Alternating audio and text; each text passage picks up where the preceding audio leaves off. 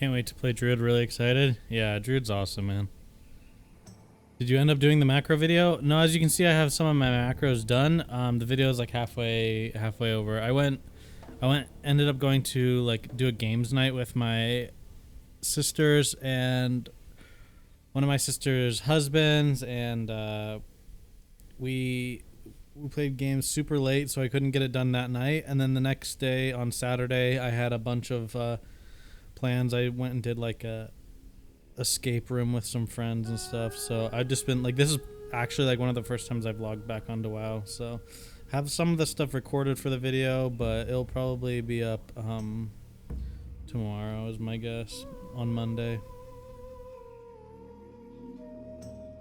I just got pretty busy this weekend.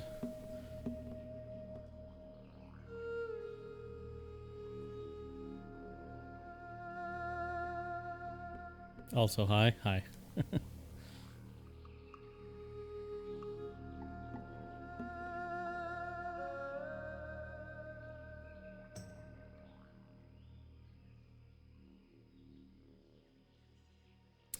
dueled Tips last night for about, I don't know, half an hour or something. Right before I went to bed, and he like, I'm surprised at how strong Feral is at this level, actually. Feral is pretty good.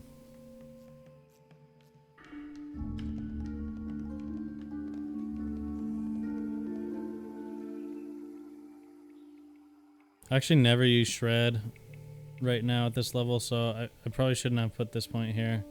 Should have put it in Thick Hide. But, oh well, I can always respec later.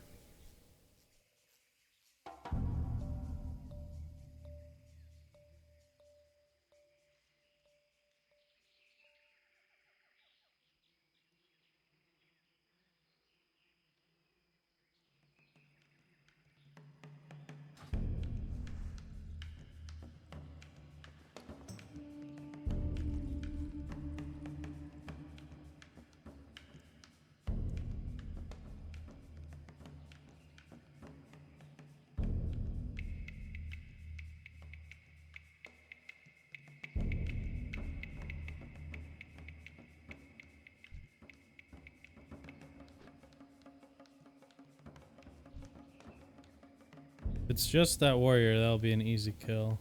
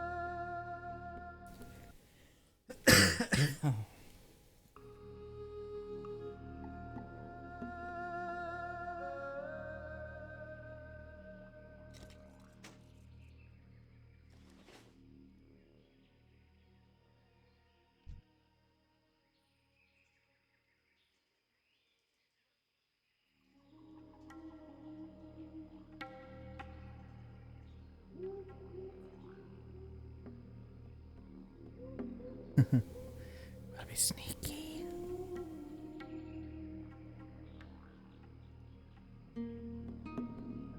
Hey Brian's Gate, how's it going?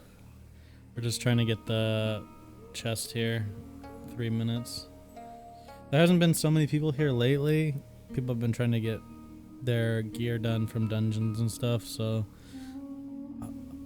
there's a Night Elf Warrior shadow melded over here, but that's all I've seen so far. We'll wait. We'll let her start opening the chest and probably wait a good 5 seconds into her opening it to open, just because a lot of times there's a stealth person, rather than fight it out and then clean up the scraps. So thankful you're streaming tonight. So bored at work, and I'm tired of non-Druid classic streams.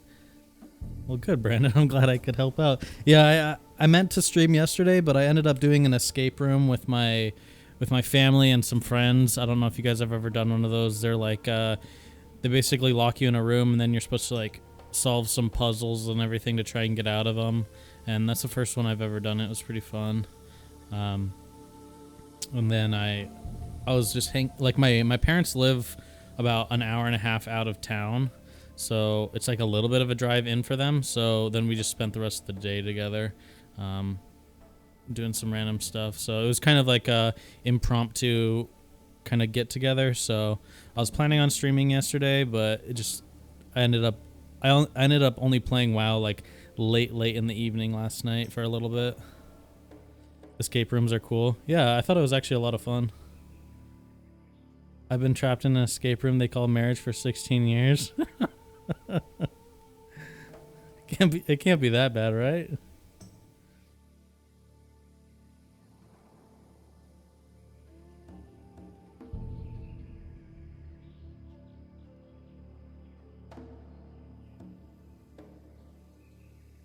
You big D yours after 22 years.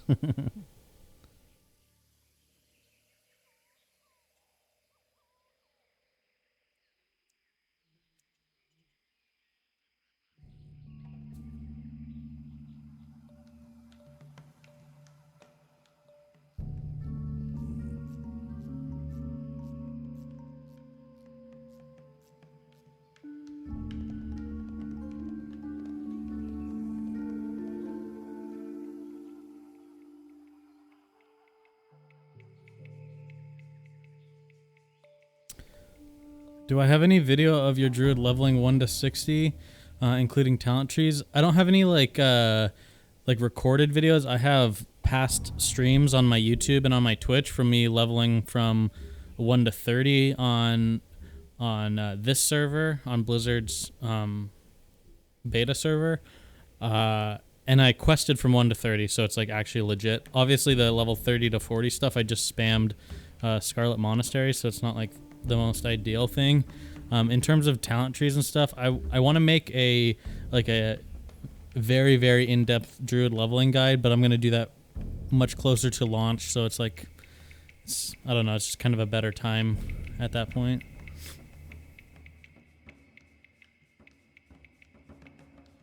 You hope the neighbors won't be arguing tonight.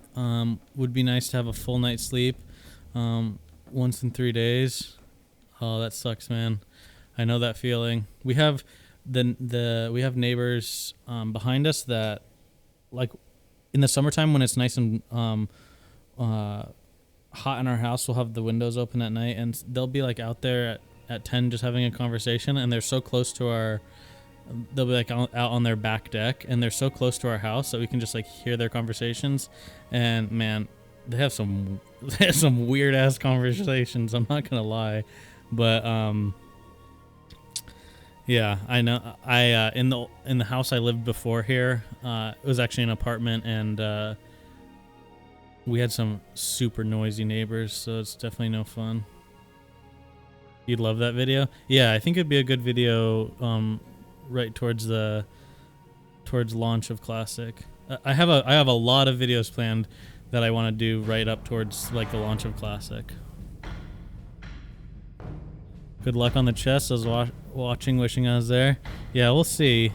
A lot of times there's a lot of people stealthed. So, do I think Feral is viable as DPS in 5-mans or for ranking?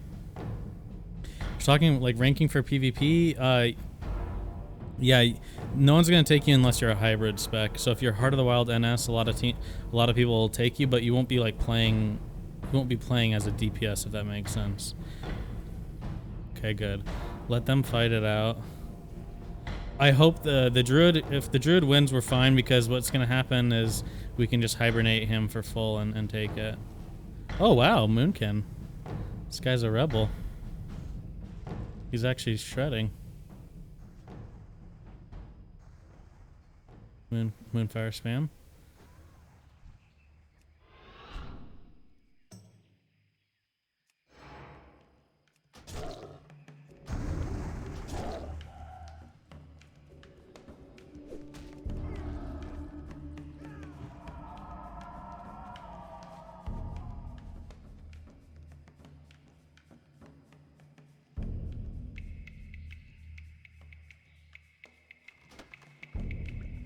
Easy. The main thing that you have to worry about on, or the main thing you want to do on the Gurbashi arena is just take your time. Like, no point in like going in early. Just let people fight it out, and then you just clean up the scraps. Especially if you're a stealth class. Like if you're not a stealth class, it's obviously a little harder. Yeah, I honestly think that was the easiest chest I've gotten. Do you think Light's Hope would be a good alternative to practice on if you don't have beta access? Yeah, I mean, it'll definitely give you like the general route. I know people say leveling's quite a bit different on classic versus the beta, or on real classic on this server versus on private servers, but to be honest, it's fairly similar in my opinion. Stupid Boomkin Moonfire spam. Yeah.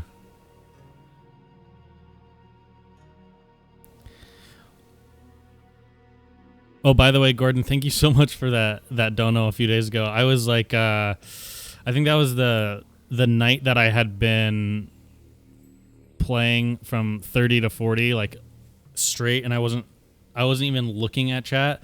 And then later, I think when I got off, I checked it, and I felt bad that I didn't shout you out. So I really, really appreciate it. Where am I from, Eben? I'm from Idaho, so the west coast of the U.S.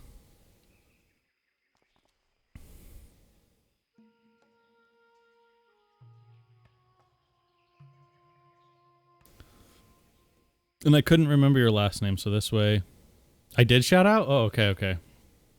Shows you how much I remember, to be honest. Let me update my list too on Twitch, because I'm like, I have a list on Twitch, but every time I forget someone's full name or what it was, then because I don't think I have you on there. No, I don't. So let me put you on there.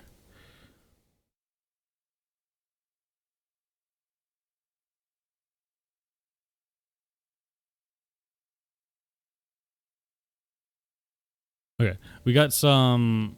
Now at this point, we've got some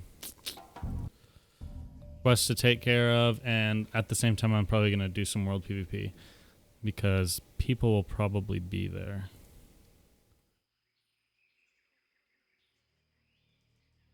Wait, did you say Idaho? Yeah, Idaho. Idaho, yeah. That's the most common thing that people say, or they say, "Oh, do you like potatoes?" Because like Idaho is known for growing a lot of potatoes, but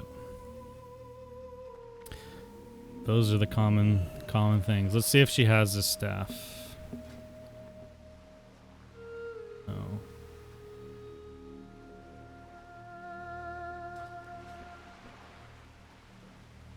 What part of Idaho? I'm from like the Boise Eagle Meridian area, so right in there.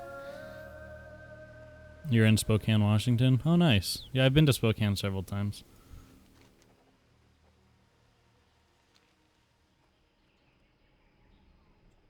Can I show my talents? Yeah, sure.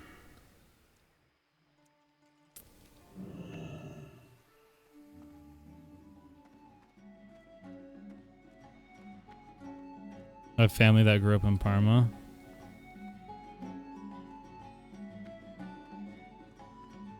God, Tauren, you get stuck so much in these low-hanging buildings. It's actually super annoying. Okay, let's see. What do I need to do? I need to go to Feralas, so I need to go to the other continent. Is there any quests on...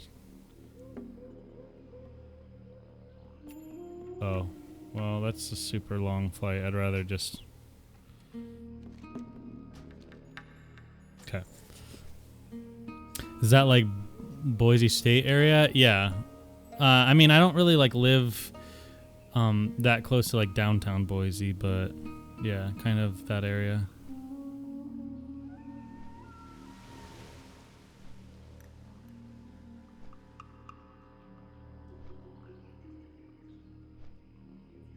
Boomkin is considered a joke from what I read, so I don't mind seeing one win. Yeah, I mean, Boomkin is just basically... If you saw that Boomkin in arena playing, he just started spamming Moonfire because it's like basically all you can really do. It's hard to get off, just start casting in someone's face, and And then if you play the spec any other way, then it's like you might as well have been resto. Like if he tried to kite more and heal himself up, then it would have just been more beneficial for him to be resto.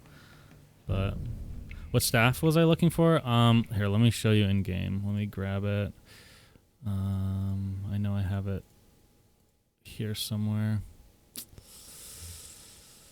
Items, weapons, staves.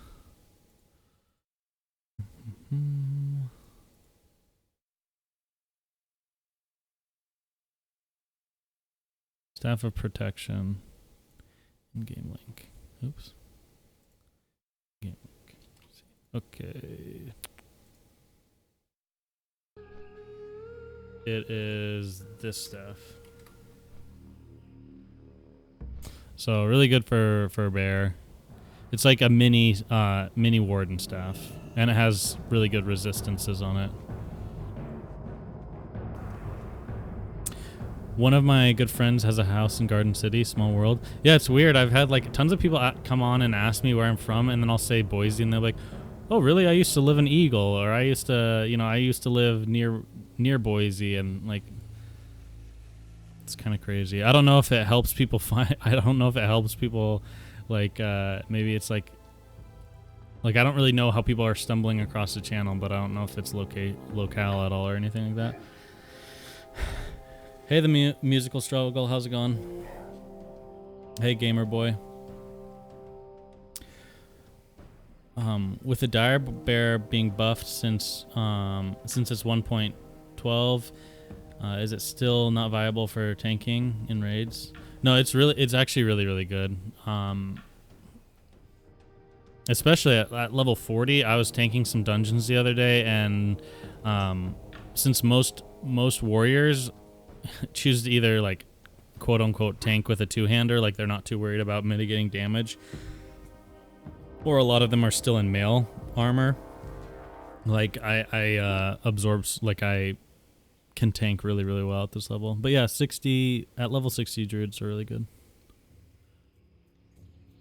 I'm old, so please forgive my memory, but at the end of vanilla I was on a druid with some hybrid spec where I just dunked on people with insect swarm and kiting them. Yeah, that's a pretty common one. It's like a lot of people play specs where it's 21 points into resto. So you get nature swiftness, you're getting insect swarm, and you're getting reflection, which is really good for your mana regen. And then a lot of times they'll either be 30 points into feral to get Heart of the Wild, or they'll be 30 points into balance to get Moon Fury. Or sometimes there's lesser builds where, you know, they're less points into balance and then they're picking up feral charge.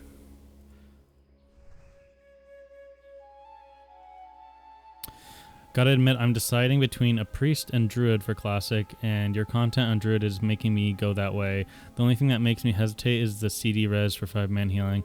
Yeah, the res thing in 5-mans is definitely annoying, but it does make you kind of focus a little bit more, I guess, on making sure no one dies. But it is kind of a bummer.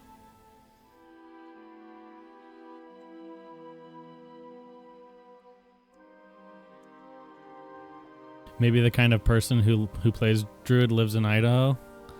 Oh, lives in places like Idaho?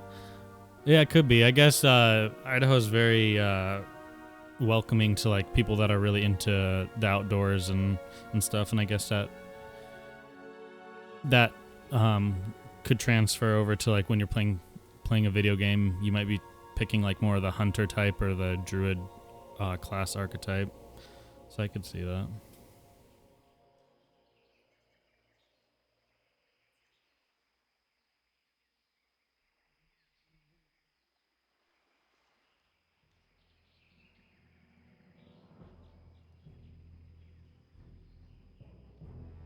Wait, this is the Orgrimmar.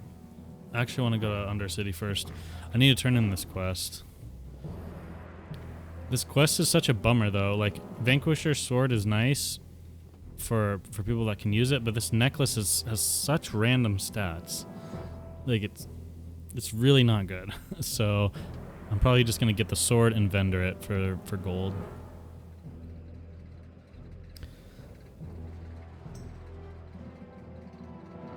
Jumper cables. Fond memories of a feigned death hunter with jumper cables. Yeah. The only problem is I wish they would work more often. They tend to fail quite a bit. It's kind of annoying.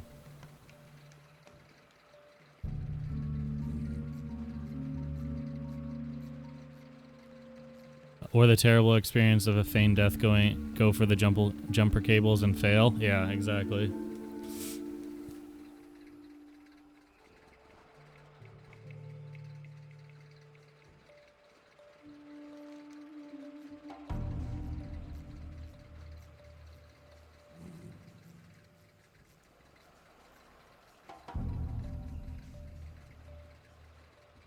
This quest chain leads to like an all right necklace, so that's a possibility too. We might just end up buying one from the auction house. I don't know if there's any like quest or dungeon necklaces that are super good.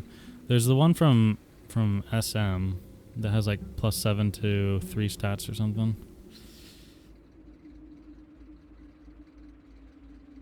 That was half the fun, hoping they worked. Yeah, your whole group like crossing their fingers because they don't have to make the whole run back.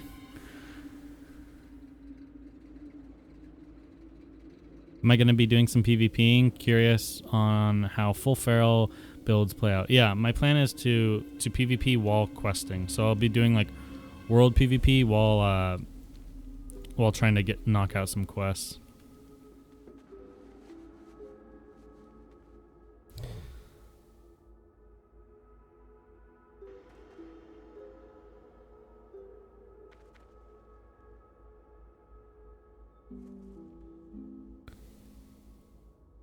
Is tailoring worth combining with enchanting? Bags, money-wise. I mean, tailoring and enchanting are always good because you're creating items that you can disenchant for material. So they do go hand in hand, kind of. In terms of money-wise, like, enchanting really doesn't make you money while you're leveling it up. It's more of like once you are at 300 enchanting and you have some nice recipes, then you can start making some pretty good gold with tips. But yeah, like you said, with tailoring, you can try and sell bags and stuff while you're leveling up. So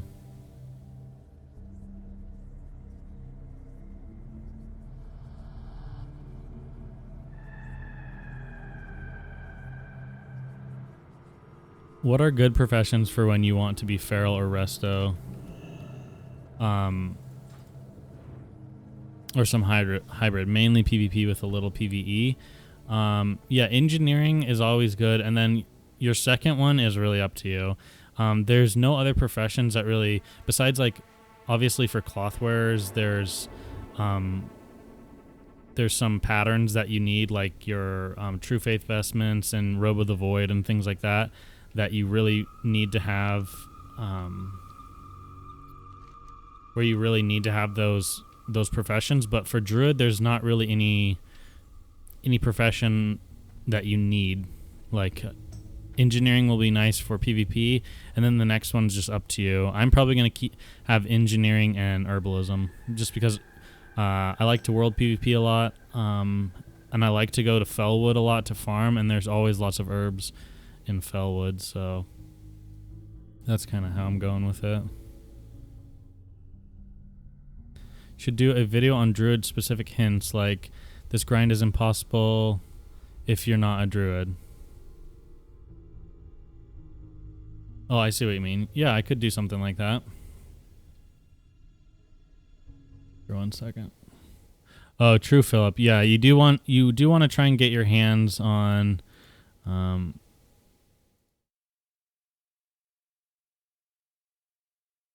sorry, when people give me ideas for videos, I just add them to a list. Smoking Heart of the Mountain is definitely good. I thought the quest was in here.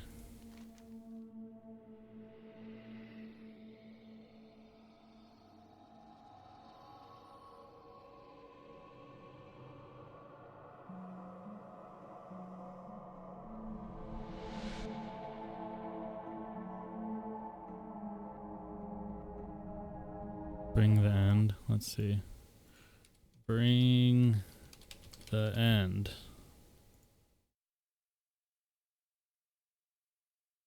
No, it's by the magic quarter. Okay.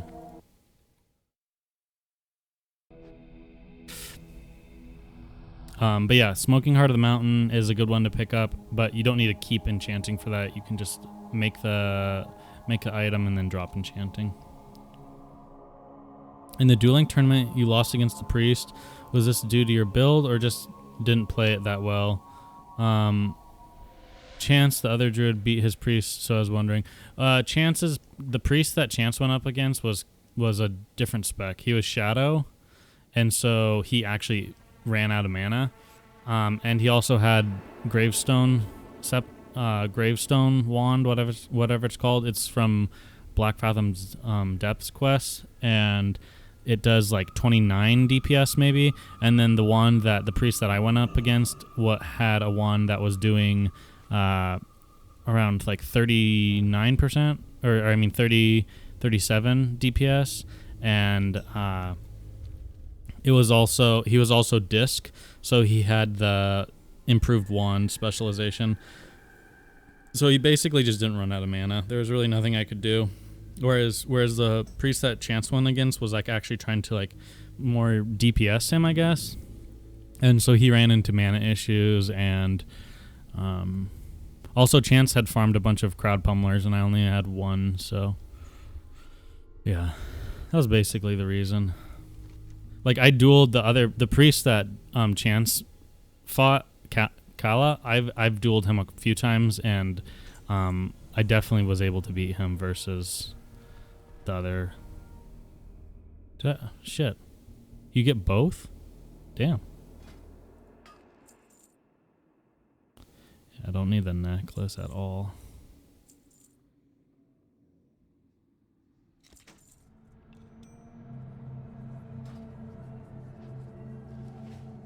But I mean, honestly that's kind of what happens in Classic. Like you'll get matchups that are easy for you, and then you'll get other matchups that are really hard. I mean, that does happen in like retail WoW and duels. Well, I don't really know for BFA, but you know, for like other expansions, dueling was maybe a little more even and fair, but there's still always been like, you know, classes that are kind of a hard counter for you. So it's just the way it goes. Luckily, I was able to get a fairly easy first match, and then, you know, go from there. Okay, let's see. Do I need anything else? Stranglethorn Vale, Fairless, that's other continent. Hinterlands. That quest is going to be a nightmare to do, though. Okay, we need to go to Orgrimmar.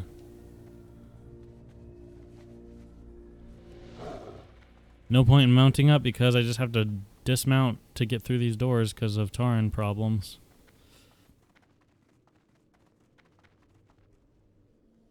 Do I have engineering? I don't have engineering on this character, no. That's another thing for the dueling tournament. I didn't have any bombs or anything, which really isn't like a huge deal in my opinion, but might have helped a little bit.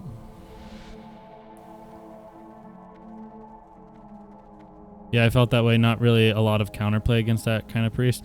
Yeah, well, I mean, if you watch the duel, even Tips and Perplexity are commenting on it, that he was at like above 75% mana the whole entire fight. So even if I could have continued the fight and drug it out longer, like he would have just won in the end with mana. He definitely knew what he was doing. What professions do you have while leveling? Do you respec at max level? Yeah, so I level with skinning, and then at level 60, I'm gonna pick up like this is what I'm gonna do. I'm gonna level with skinning, and then when I hit 60, I'll go back and get herbalism and farm some herbs till I get max level herbalist, and then I'll have herb and skinning for the first phase of the game. Okay, I'm not going to worry about engineering at the beginning. I'm just going to use skinning to skin Devilsar and Ungoro and make a ton of gold, and then obviously herbalism will be nice along the way, just picking up herbs and stuff like that. Stock up on a bunch of herbs so I can get an alchemist to make me a bunch of potions, and then I will be dropping skinning right before phase 2, and I will be picking up engineering at that point. Luno, how's it going, man?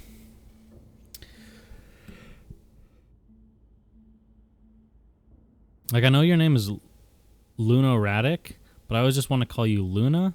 But then I should probably just say Luno, right?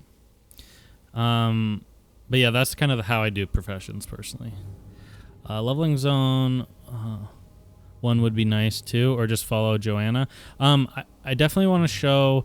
I want to show spots to change Joanna's guide, but I use Joanna's guide because it's like, in my opinion, it's the best. There's no beating his guides really. Like, you can tweak it here and there, and that's basically what I've done for Druid. I've changed it in a few areas where there's parts where it's just either too hard for a certain quest at a certain spot, or kind of changing it around my bear form quest, and also my aquatic form quest. So I'll make a video on that. But yeah, in terms of like super in-depth leveling guide, like where to go and stuff like that, I just use Joanna and his guide for the most part. The wand damage is pretty insane with wand spec. Yeah, it's at lower levels, wands just shred. Like, it's actually crazy. I mean, there's a reason why most classes like rely heavily on wands while leveling up. They can continue to regen mana, and that's basically what this priest did.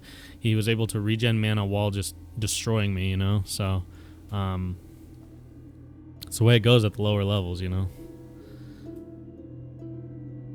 At level 60, I destroy priests. Like, I destroy disc priests, and I destroy holy priests. The priest that's hard is shadow priest. But even then, they don't really get stronger until like the later phases of the game. If someone's happens to be shadow in phase 1 or 2, it'll be a very easy fight for a druid. They get good. It's just like with warlocks too. Like, warlocks at level 60 at the very beginning are going to be easy for a druid, but warlocks and shadow priests both get very hard once they get some decent spell gear. After like around like Blackwing Lairs, when they start to get better.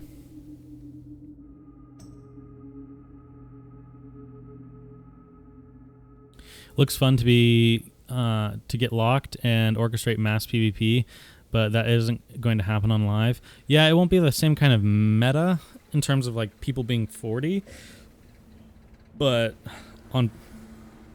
this is just my experience on private servers with no big streamers. This was no big streamers were organizing this or anything, but I've had some Blackrock Mountain PvP battles that would put these Blizzard beta duels to shame. Like in terms of the scale of the PvP. I was once in a group where we had 2 raid groups of NA and EU players, and then we had one raid group that was Chinese players, so that they were communicating, and then another raid group of Russian players. So we had basically like over 120 people all in Blackrock Mountain trying to push back like Apes, and let's see who else was coming in. Apes, JP, Enigma, and a few other guilds were all pushing into Blackrock Mountain, and we ended up getting wiped by them, but it was so much fun. So I think, yeah, world PvP at this level is fun, but I think it's going to be even better at 60 personally. And what makes the official Blizzard Classic any better than emulated servers we have leveled on hundreds of times? I mean, it's not really any better. It's just, that it's like a legitimate product. It's like backed by the actual company itself. And what that really means, in my opinion, is that there's going to be longevity, and like you can kind of trust that your character is going to stay around. Yeah, it's not going away, exactly.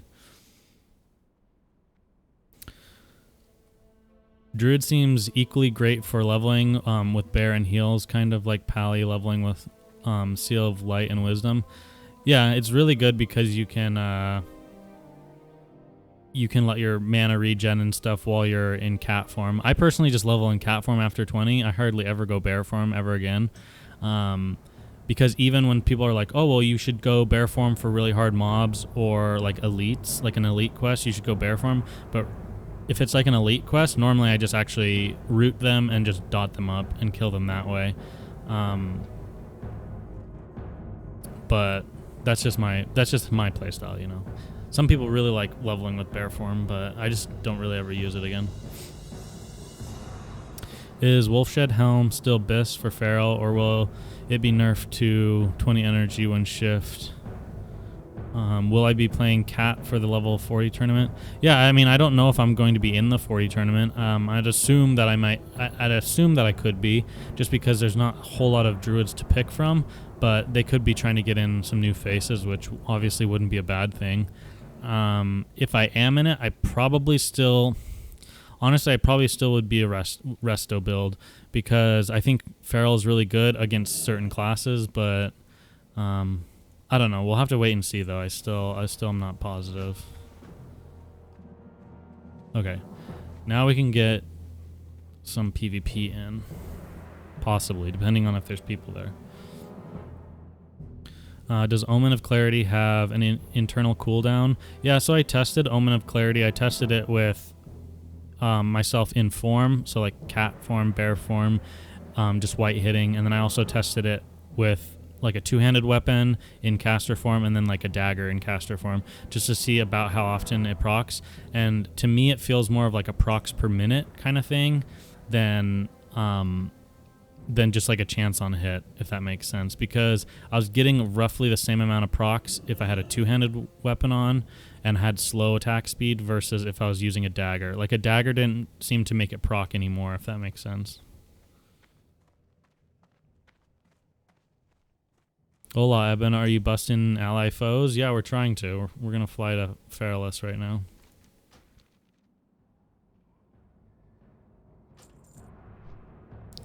What spec am I playing at the moment? I like to PvP, but tanking also.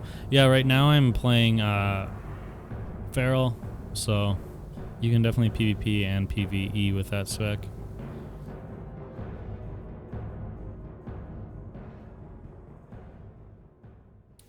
Hey, the Benzu, how's it going? Can I show my helmet? Yeah.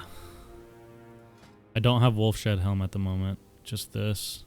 My gear is pretty good, but I definitely have some pieces that I need to upgrade, which is kind of what I'm working on. Like, this is best in slot. This thing is insane. 23 agility at this level is crazy. That's from a quest in Badlands. This is a decent staff. Has a lot of stamina, but if you're just if you're wanting raw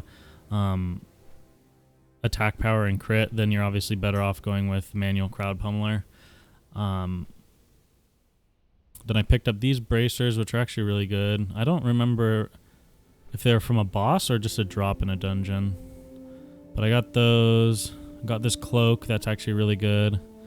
Shoulders are good. Need a better necklace. My gloves are actually pretty good. I'm not sure how much of an upgrade I can get from something else, but definitely need a new belt. I know of a quest belt that's actually really strong. These legs are still good. Need new boots for sure. That's one of the quests I'm doing is for boots. So yeah, we have decent gear, but nothing crazy. Any solo farm suggestion, like chest runs graveyard at the moment? Yeah, at level 30, that's what I was doing. I was farming the rares in Scarlet Monastery graveyard by myself, and then picking up the unlocked chests when I could. At this level, I'm not really sure. Basically, I've just been working on doing quests and stuff, so my gold hasn't been too much of an issue. Like, as you can see, I have 14 gold right now, and I spent, obviously, like 80 something on my mount. So why don't I join the AB runs? I did a few ABs last night. I know a lot. It's hard to say. I know a lot of people are fresh to Classic, and so they haven't played on any private servers for a while and stuff, so they're like really excited by the PvP.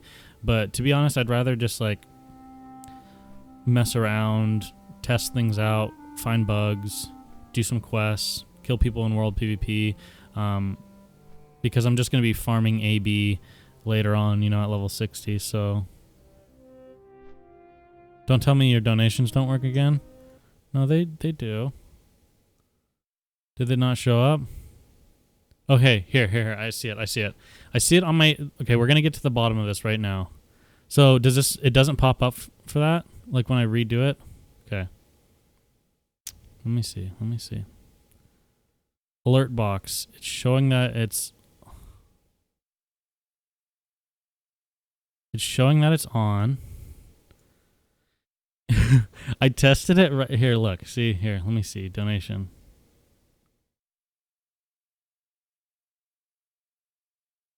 Why is it not?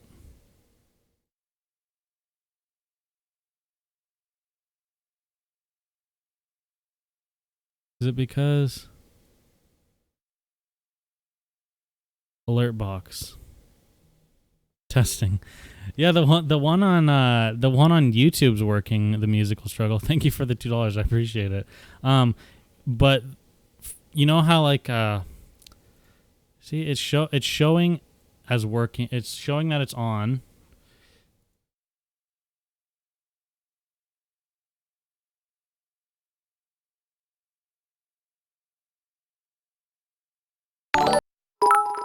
See, look, did you see that? It just did a bunch at once.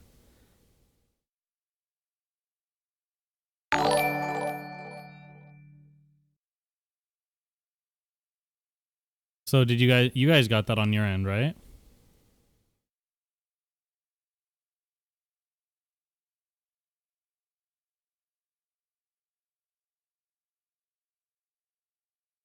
So then if I go into...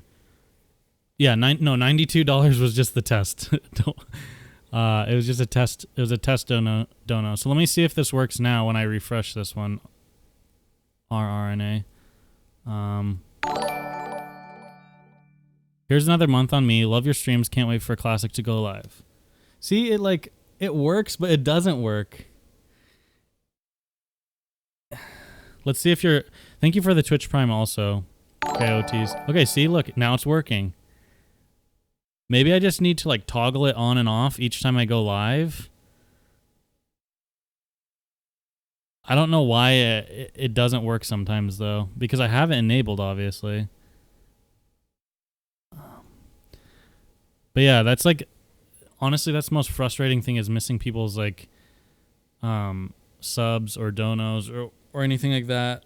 Just because like most of the time when people do that kind of thing, like they donate or they subscribe or something, like they want you to thank them. And obviously I want to thank them too, because it's very generous of them. But then if it doesn't pop up for me, then I feel really bad later.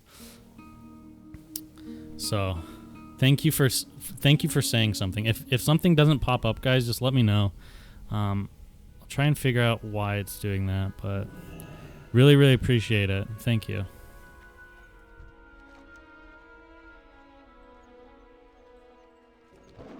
Okay, we have this quest to turn in.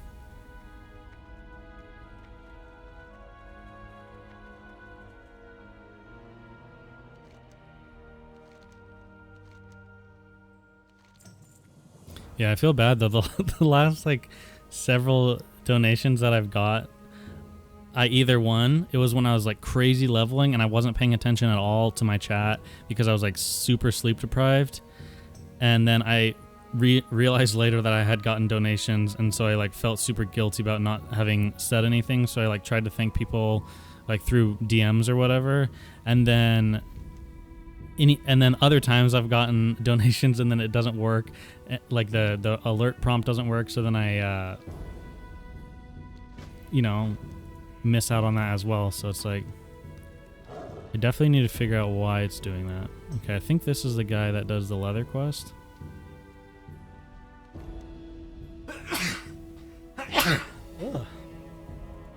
Jeez.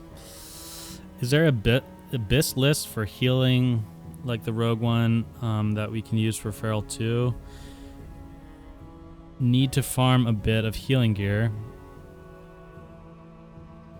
Are you talking for level 40? By the way, do you ever use Tiger's Fury? I don't really use it much at level 40, but at level 60 I do.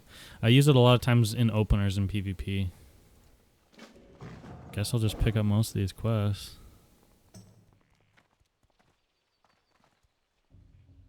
What classes do you feel will be strong in the level 40 tournament? I'm still kind of undecided. I thought warriors were going to get stronger, but at least against me as a druid, they don't feel any stronger. Rogues feel weaker. The few rogues that I've dueled, they're easier to duel at 40 than they were at 30.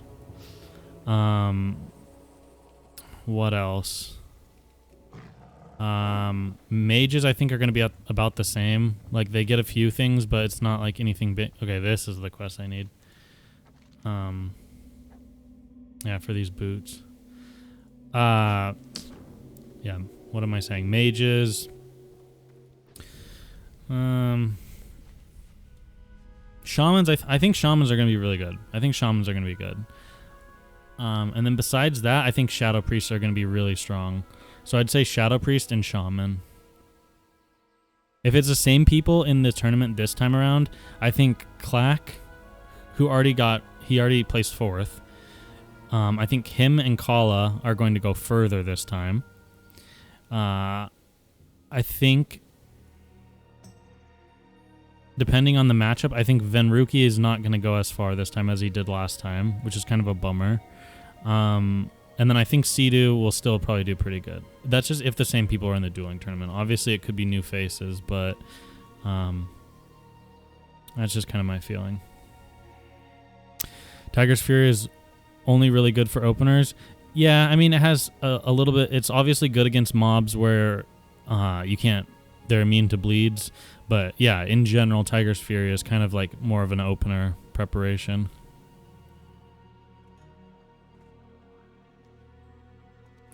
Disc Priest will be FN boss. You think so? What do they get? They get, I think, I feel like Shadow would be way stronger at 40. You think if level cap goes to 50, Feral will be really strong. Yeah, I mean, you're missing out on Furor. If you're going deep Feral, you're missing out on Furor. That would be really nice to have. And you're also missing out on, like, Nature's Grasp. So 40 or 50 would be nice. But I still think Feral is pretty strong, at least so far what I've tested. So we'll have to wait and see. Oh, you're talking at 60 with Benediction?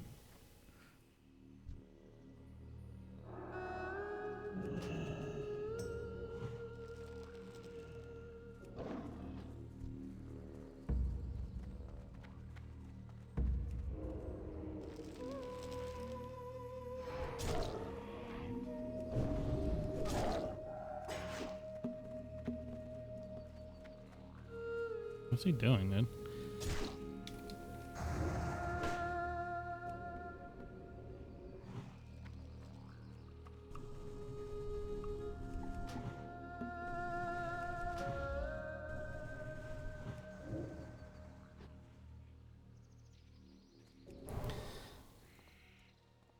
Ooh, we really should have gotten some water. Oh well, we're okay.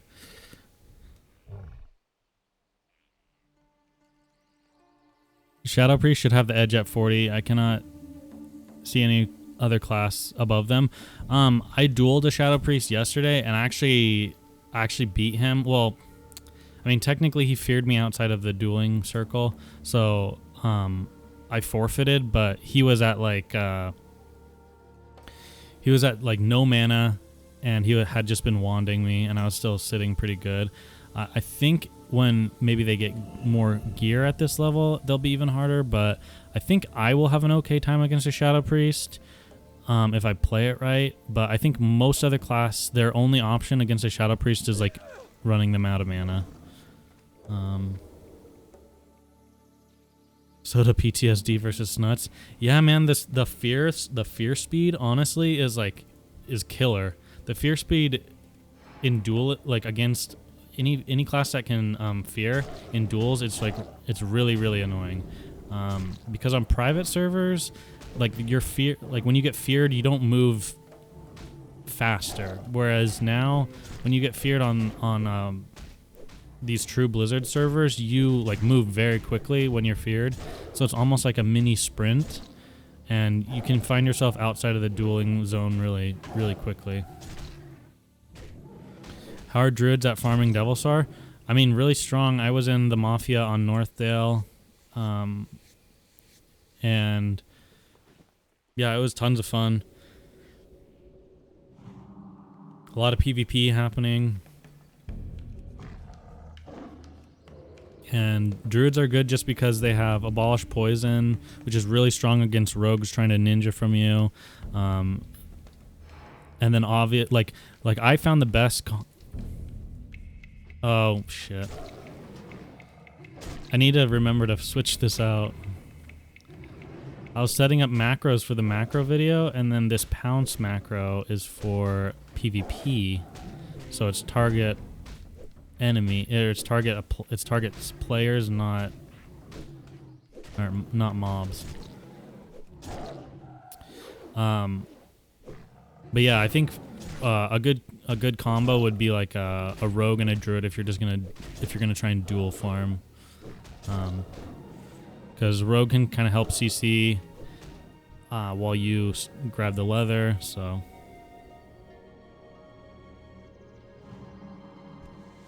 Yeah, I mean, Devil Stars are definitely soloable, but I think I assume you're asking more in terms of what am I trying to say? In terms of like the PvP and like people contesting the area.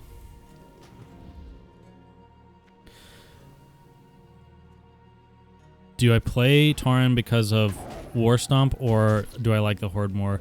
I play it because I don't like going against shamans. I hate shamans. Purges is super annoying. Grounding Totem is super annoying. I'm just glad I don't have to go against shamans, so that's one of the big reasons. Obviously, War Stomp is super strong. And then also I just like the Horde. Horde's the best. I have been getting kind of irritated with Horde lately though, because it's very hard to get Horde players that actually heal. Whereas Alliance, it seems like there's like healers on Alliance are a lot more prolific. Yeah, Link knows what's up. That's one of our sub emotes on Twitch is the Horde symbol. Horde all the way. How is Druid, Pally, and World PvP as a duo? I mean, you're live lords, right? You're gonna live against pretty much anything that you come across. Obviously, you don't have like the highest burst or anything, but you're gonna be able to take on a lot. You don't have really good reliable CC either, which is kind of a bummer. So you don't have, like a mage is able to sheep someone for a really long time. Warlocks can chain fear people. Things like that. So it's like a little bit more of a reliable CC taking someone out of the fight completely. Whereas if you're a druid and a paladin together, you'd need to rely on like engineering and stuff like rocket helms and things like that to try and take someone out of the fight. It's a good emote. Best emote, obviously. Yeah. I knew I had to do some horde specific thing. Except what I'm thinking now, what I kind of want to do, I don't know what you think about this, guys, is I kind of want to take, you know how all the druid icons look kind of the same? They're like that blue, like the black background with like the blue silhouette for the forms. I kind of want to use that same art style, but do it for the horde symbol, so it's like a druid horde kind of combination. Druid and paladin is just a battle of attrition. You have to them and kill them. They win the long fight as a team. Yeah, it's basically like people are just gonna get annoyed from fighting you. That sounds pretty sick. Sounds awesome. Yeah, I thought it would be a good idea. Because I'm a little nervous about having it just the horde icon, because I know you can get some issues on Twitch with like it being considered copyright. So I thought I might like change it up a little.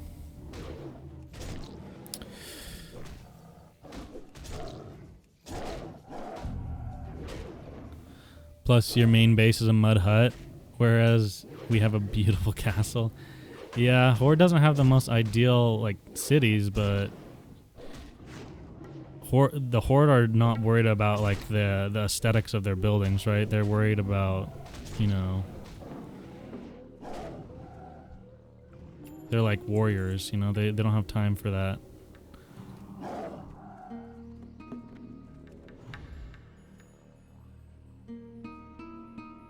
Yeah, blood and honor, exactly. Do you only play resto at endgame? No, I play resto in raids because I don't really like DPSing in raids on any class. I just prefer to sit back and play resto. I think healing in raids is really easy, to be honest, and I like raiding, like I like PvE, but it's like a love-hate. Like I'm doing it for progression and that, but like I'm not like super into PvE, right? Like my focus is definitely PvP. And then in PvP, I like playing hybrid builds, like hybrid balance or hybrid feral.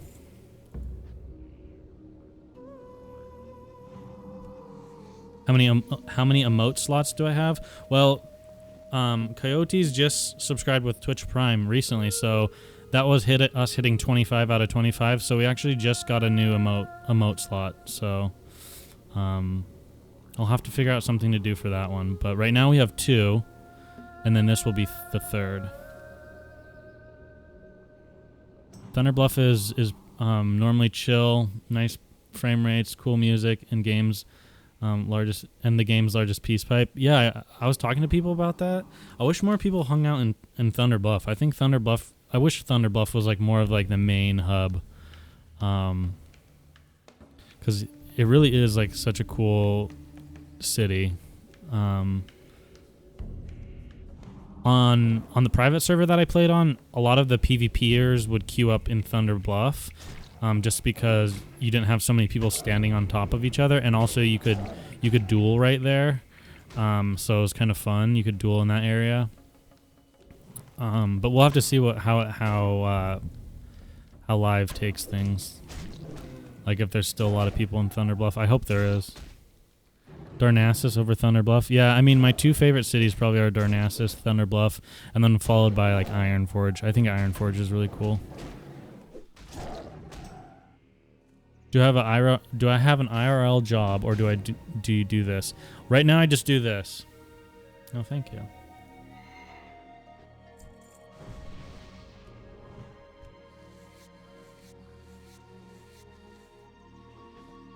Wait, what? I'm 4 out of 10. Oh, okay. They're asking about the quest.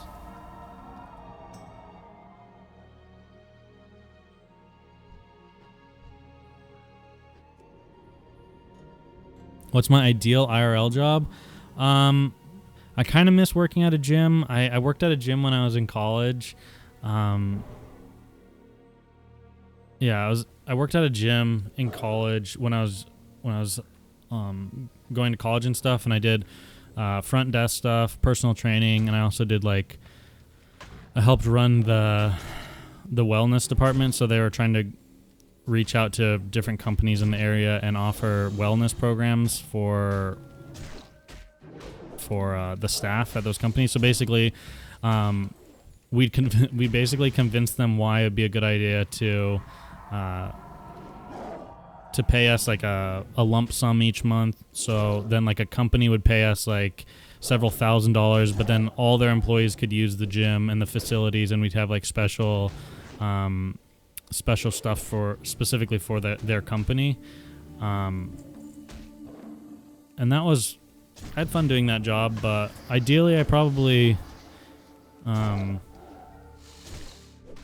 don't know. I honestly don't know what my ideal job would be. How old am I? 26? Yeah, 26.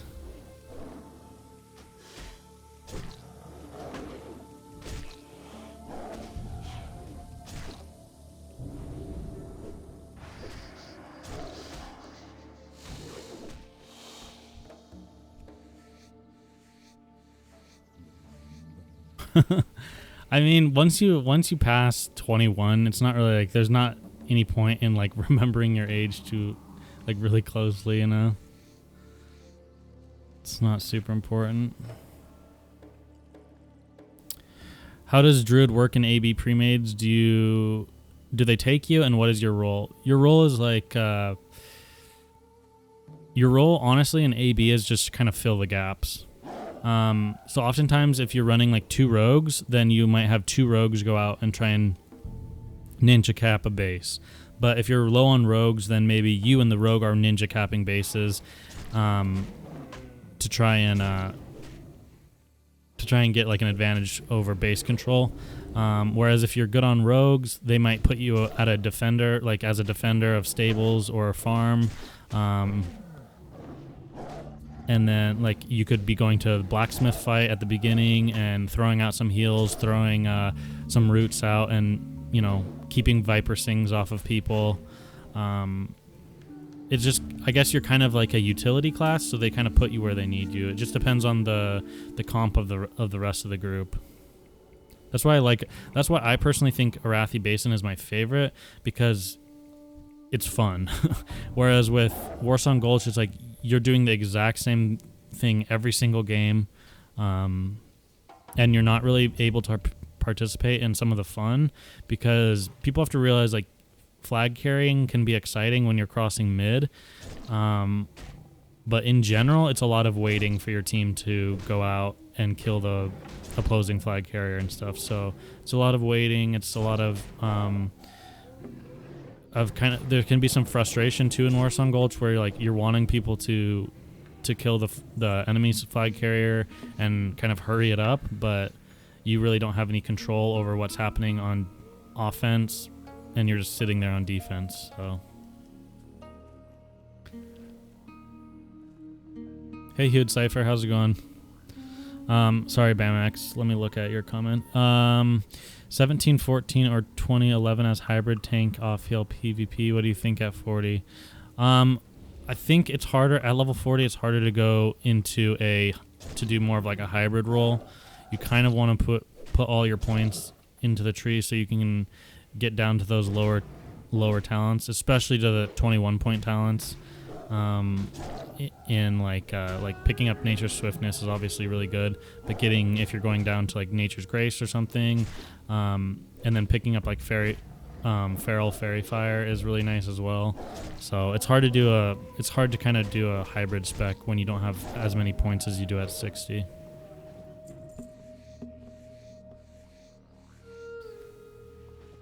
Get the Thunder Bluff movement going, yeah. You're supposed to remember it faster than that at that age.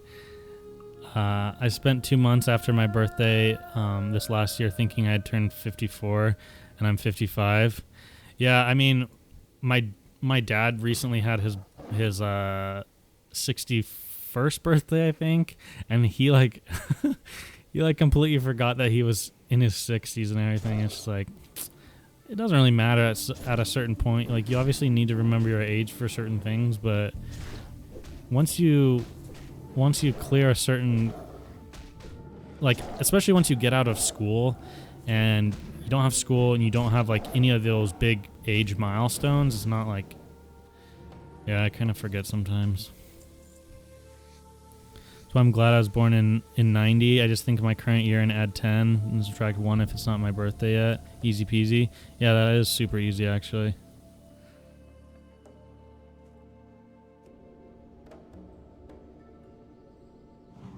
But is all in heal perhaps a good option for PvP and PvE? Yeah, I think at level 40, your best options are going either full feral or full resto, and not really playing around as much. I think you could get away with resto, and this might honestly be good for the dueling tournament, depending on how bursty other classes are. But you might be able to get away with not going fully into resto and then putting 8 into balance. So you can pick up natural shapeshifter and also nature's grasp and improving it. So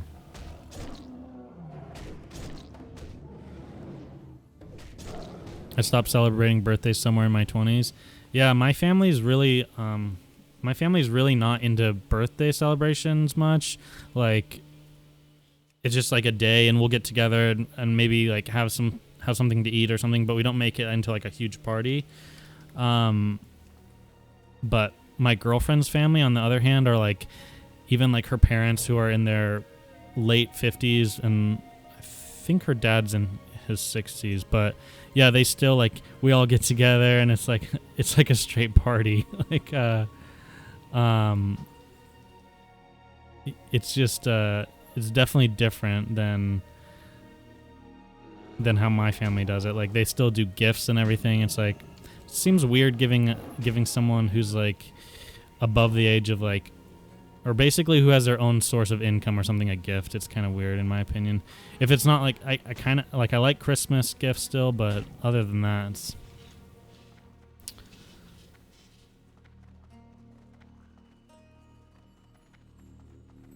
Same here. I'll be on work travel for my birthday in 2 weeks, and I'll probably just carry on like a normal day. Yeah, I've done that my last 2 birthdays, and my girlfriend's always like, "No, we should do something. Like, don't you feel bad? Like, just not celebrating your birthday?" I'm like, "No, I mean, it's just another day." Like, I definitely had fun birthdays when I was younger, but at this point, it's like, it doesn't really matter. I'm personally one of those people that I enjoy when, like, I do something like fun or exciting on just like a random day, and it's more of like spur of the moment kind of thing than like planning out like a birthday or something. But you always had to work on your birthday. Yeah, I mean, my girlfriend works, she's a nurse, so she works a lot of holidays. So she didn't work this Christmas, but like last Christmas she worked, and then a year ago I was working at the same hospital in the logistics department. So like a different department than obviously what she did, but we had to choose certain holidays each year to work as well. So I worked like Thanksgiving and Christmas the year before. So I don't know. You just kind of, later it just becomes another day. Do I have pets? Yeah, we have 3 dogs. I love Christmas. Yeah, Christmas is definitely my favorite holiday.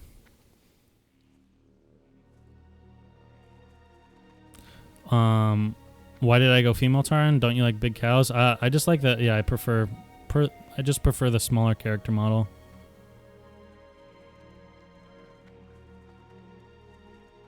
He's 55 and his dad's 61. No, someone else in my chat was saying they're 55, Johnny. I'm 26. My dad's 61. My parents actually had me, like, not as early as a lot of people do. I don't know what this guy's wanting me to do.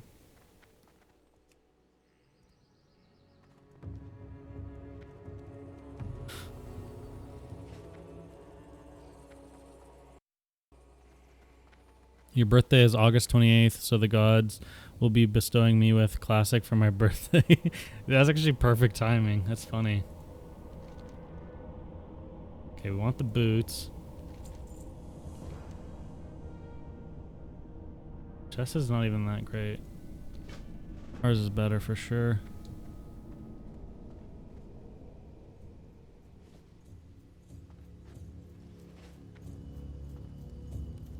I'm 36. My dad would be 86 if he were still here. That's a bummer to hear, man. Yeah, I'm like, as time goes on, like, obviously my parents are both still pretty young, but like young-ish, I guess, like in their 60s. So it's not like they're pretty healthy still, but shit sucks. That stuff is not fun.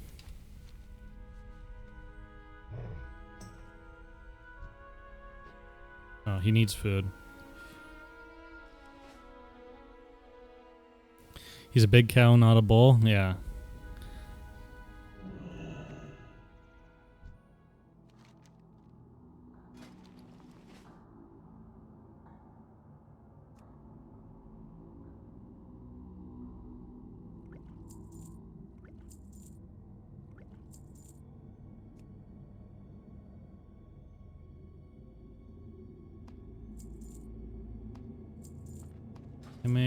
I have problems with 2 classes.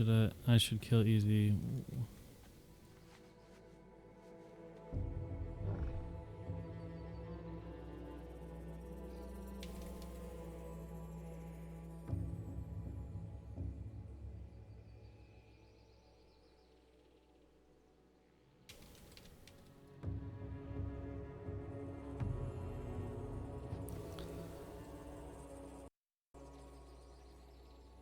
Your birthday is August 29th.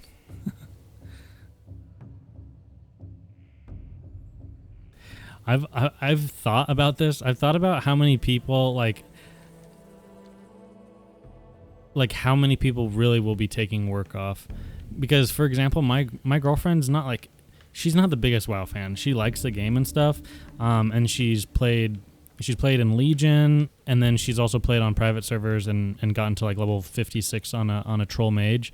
But even she's like she wants to take work off, so she made sure she got work off for Classic. And I'm thinking to myself, like, how many people really are actually going to take time off of Classic to play? Should be quite a few.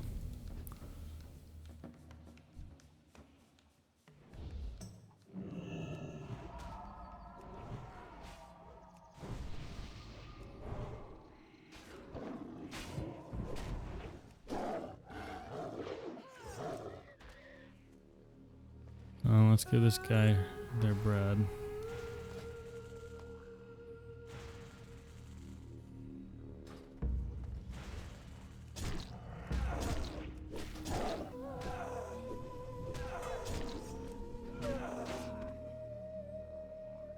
You won't? I'll need the money more than fun. Don't you have like holidays that you can take or something? I guess it probably depends on what job you do too. Classic release will affect world economy and productivity. Yeah, I know. Like that crossed my mind for a second. I was like, okay, don't be stupid, Nathan. Like it's not gonna affect it that much. But yeah, it could have a somewhat a little effect on some places if multiple people are trying to take off that same week that work in the same office or something. Oh, you used them all with being sick? Oh, that's a bummer.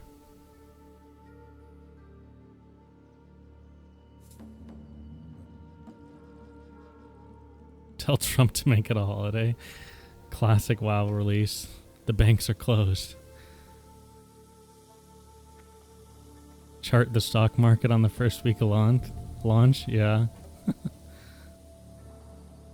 You know what I get to do the first day of launch? Go to 4 upper level math classes. Woot, not. Yeah, that doesn't sound like too much fun. I have a friend in another state call my last job and say it was emergency so I could leave to play early.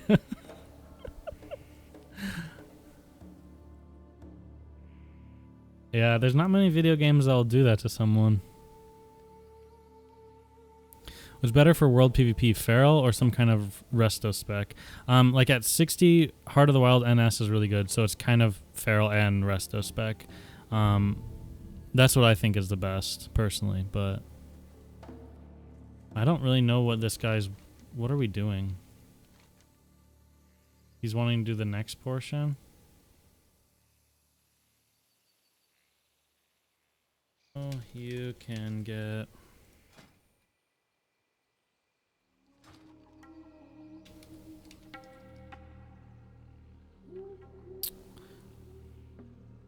Is it the week before Labor Day weekend? I don't know. He doesn't necessarily agree. 6, 7, 15. I mean, for a rogue, that's a lot better. What context?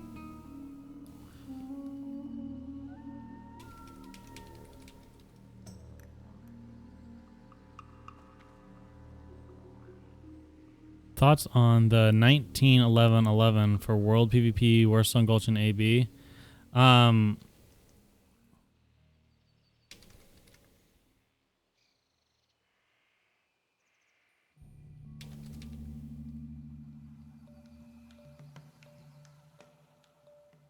don't know anyone who'd trade stamina for that much agility. That much agility is insane. Regardless of the context. You're losing 10 stamina, but that's like negligible health. Like, it's not negligible, but it's not important compared to the agility. To each their own, though. But thoughts on that spec?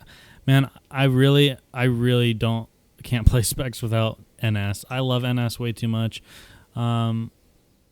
Like, NS is basically like lay on hands that doesn't make you go and it's on a 3-minute cooldown. That's how good it is. Yeah, 100 HP, yeah. It's not like super crazy, plus you could just get 50 HP to your chest.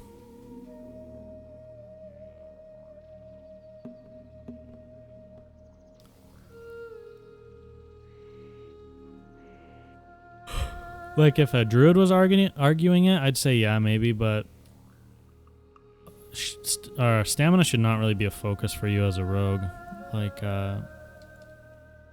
in my opinion.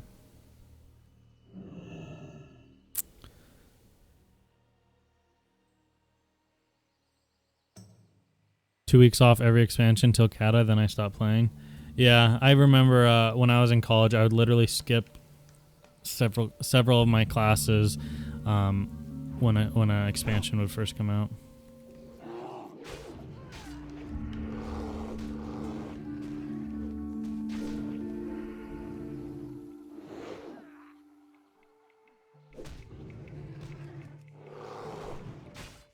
Okay, well, there's no point in being bear if I can't even hit him.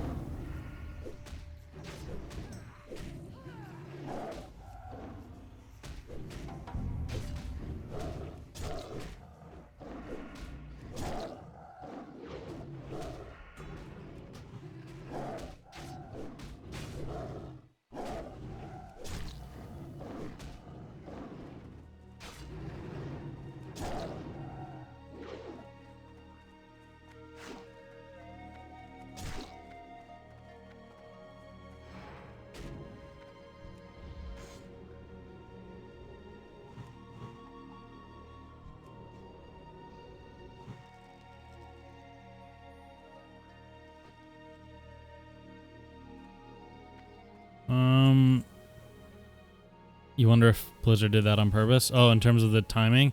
Yeah, maybe. Seems weird though that they wouldn't try. I mean, obviously it just could have come down to the wire, but seems weird that they wouldn't have tried to get the launch time closer to like middle of summer where a lot of students and stuff are still not at school. But who knows?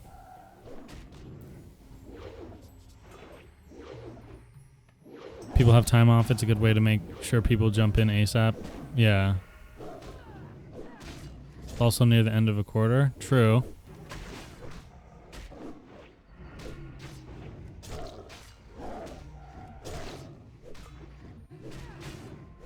This launch is for dads.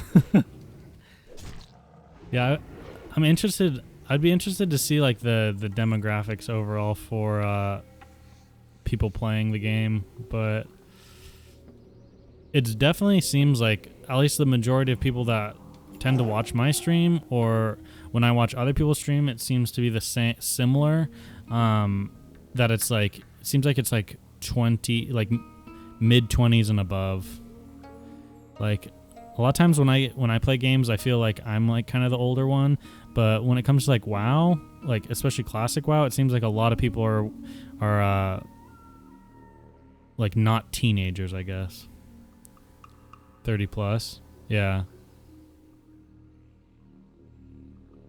I have 3 kids and I have no interest in BFA, but are all you have 3 kids that have no interest in BFA but are super excited for Classic. Yeah, I know. I don't know, man. I think Classic's going to be pretty successful. Who knows how long it will like hold that success, but I think early on it's going to be huge. Like we just see how many people are in like Twitch and stuff just watching the beta. And again, that's just the beta, so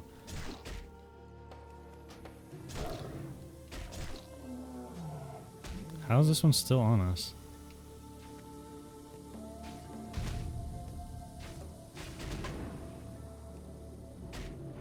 How'd that one not leash?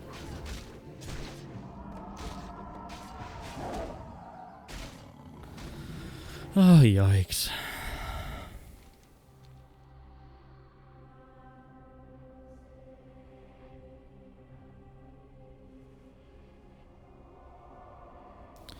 I agree with that. I play Super Smash Bros. Melee, and most of the people in the scene are younger than me. Yeah, I'd say for the most part, like most video games, I don't think are like. Yeah, I wonder what games have the majority of the player base is like older. I personally just can't get into any of the newer games. Like they're all just so garbage to me. Like the battle royale games that have become really popular are just like I've never enjoyed them. But a lot of other people seem to like them, so.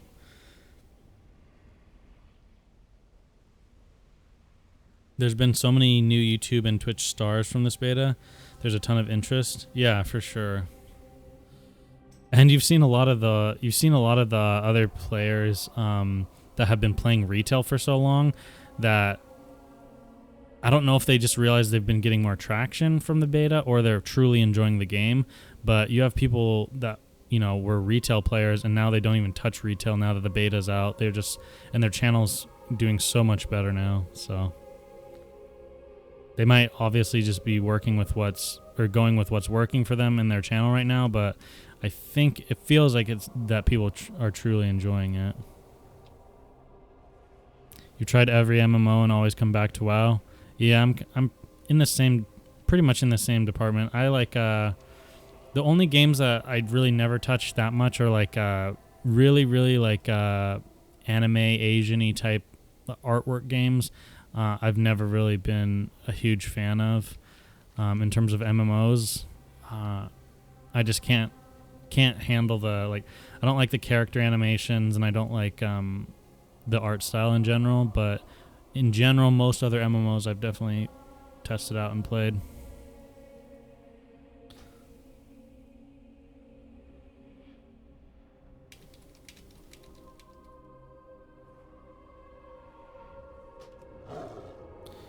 Okay, let's try and sneak back. The 2005 demographic was also 20 plus from what I heard. I mean, it would make sense, I guess. Okay. Okay, I'm peacing out.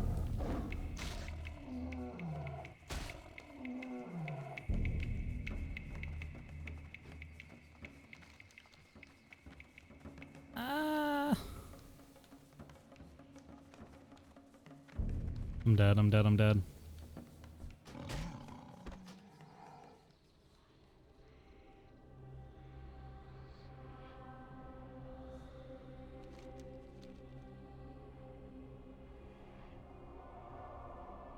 You don't like the boob physics? I just was never was never a huge fan of Asian-y MMOs, but just there's a very unique art style, and I'm not even Guild Wars was close, right? Guild Wars, the human characters in Guild Wars and stuff still had that kind of art style to them, and a lot of the gear and stuff from Guild Wars was kind of like that, but they at least had enough of a difference from that art style that I was able to get behind it and enjoy it. But people playing Black Desert Online or Bless Online or things like those games, I just never had any interest in. I tried FF A Realm Reborn, Final Fantasy, but couldn't get really into it. Yeah.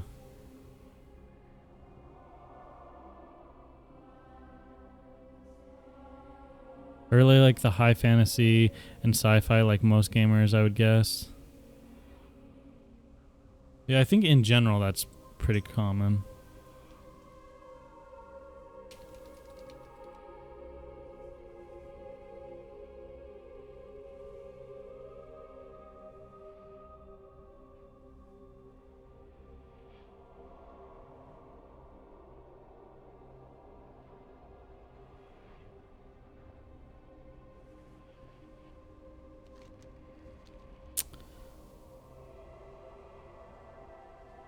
2004 WoW was mostly people of the age 25 plus, with most in their 30s. Yeah, and I mean, not to mention at the time, like, computer gaming wasn't like as popular either, you know. Like most of the people that were really into gaming, it wasn't so much computer gaming. Whereas I feel like now computer gaming, well, it's become a little bit more popular with like Twitch and stuff like that. Okay.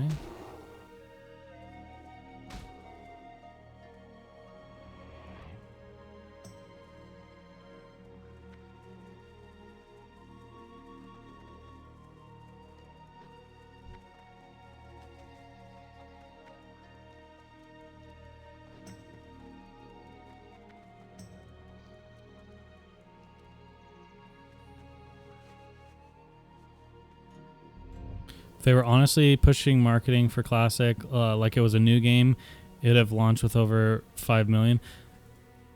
Yeah, but do you really think... I actually don't think they need to push marketing that much in today's gaming. Like, they don't need to push marketing quite as much because of Twitch. Like, Twitch is... If you look at how the beta's gone so far, Twitch has done so much of the marketing itself. Like, even while I've been streaming, I've had people come in and ask me, like, about WoW, and they've said they've never played it before, which is so strange to me because I feel like everyone has played WoW. Like, obviously that's not the case, but it seems so strange that there's people that are like now interested in WoW, and they've never played it before. And I think that's just because of the popularity of streamers playing it. You know, you have people like Summit, Shroud, and all these people that really don't play MMOs normally. I know Shroud kind of plays ESO and stuff, but a lot of those people never play MMOs, so it's definitely giving good traction just with their viewers.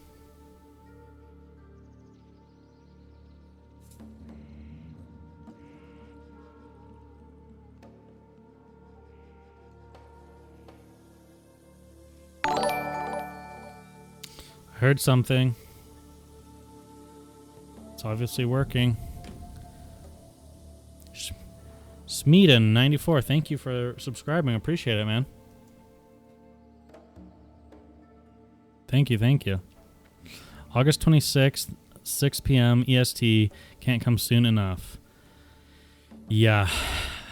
I'm going to have, like, I have everything planned out to a T, guys. I'm going to make a video on it when I get closer, but I have, like, all the food that I'm going to have already set aside. Like, I know exactly what I'm going to be eating.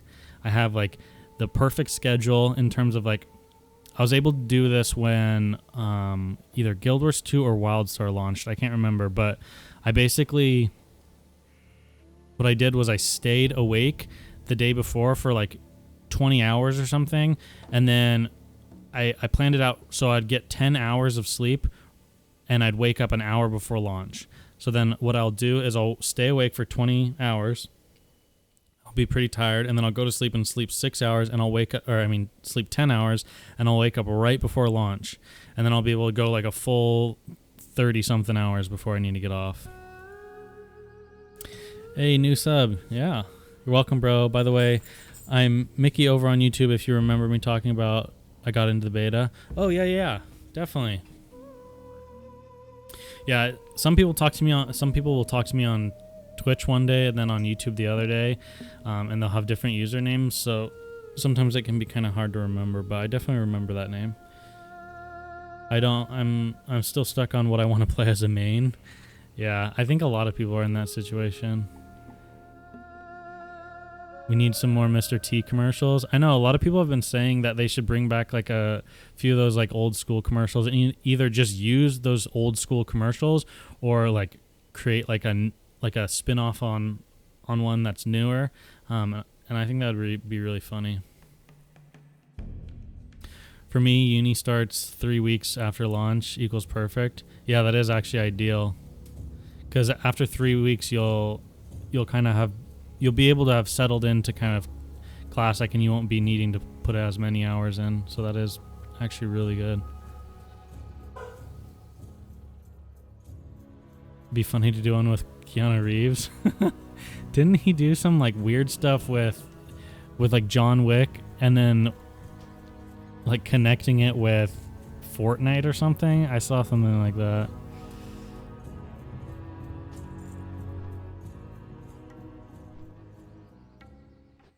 There's a percentage that wants or that was into EverQuest and missed Classic WoW also. Yeah.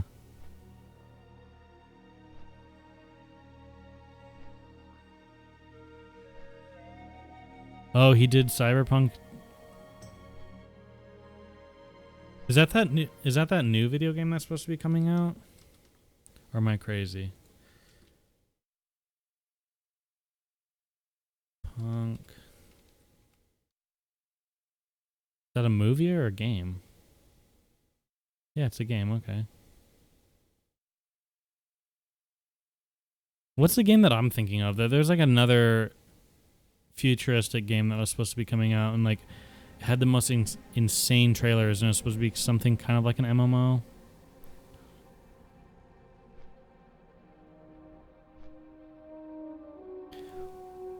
The Outer Worlds. Let me look. The Outer.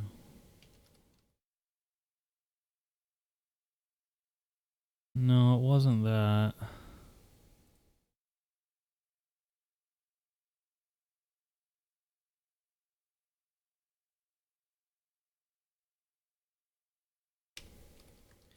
Futuristic games.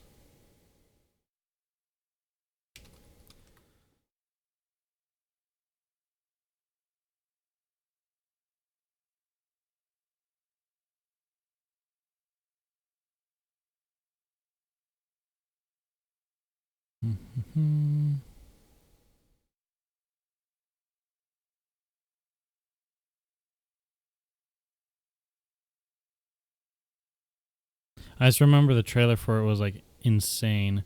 A bunch of people in my guild were talking about it. Maybe it was Cyberpunk. I think it was. Did they just Yeah, I'm pretty sure this was a game. Making a mistake. I think it was just that game. Yeah, it looks super fun. I can't wait, honestly. I'm out. Have fun. All right, Huge Cypher, thanks for hanging out. Yeah, I can't wait till they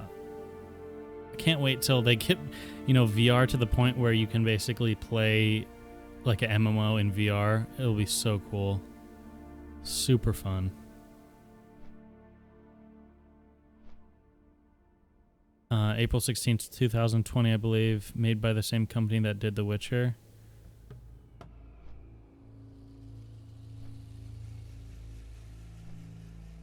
A lot of people don't watch Twitch. I haven't seen a single commercial or anything outside of Blizzard's own website, outside the gaming media. Yeah, do you think they'll do some kind of media push towards the end? I could see them doing something in like the month of August. I think they probably see that it's a little too far off to like get people hyped up. Maybe that's why they haven't done anything yet. I'm almost positive you're thinking about Cyberpunk. Yeah, I just looked at the trailer and I'm pretty sure that's what I was thinking of too. Do I have any quests here? I'm gonna see if there's people, obviously. There's probably people over here doing quests.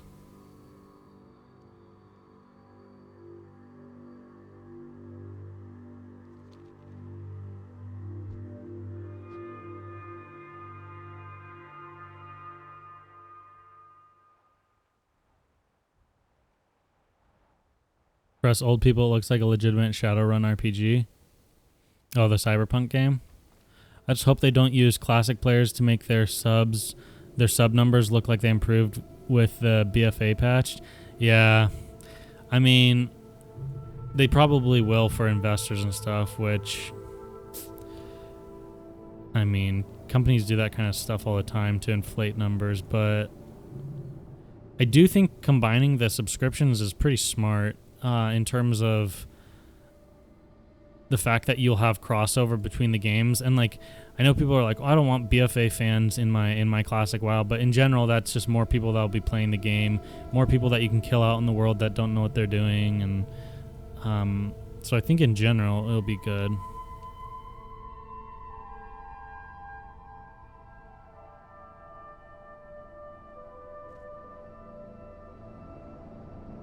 Thought maybe there'd be some people over here. Yep. Okay.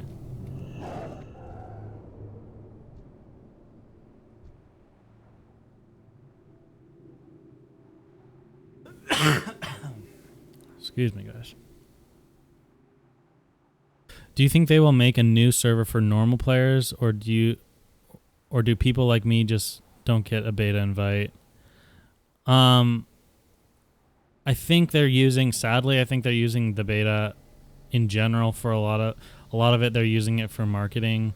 But yeah, I guess we're just gonna have to wait and see in terms of what happens.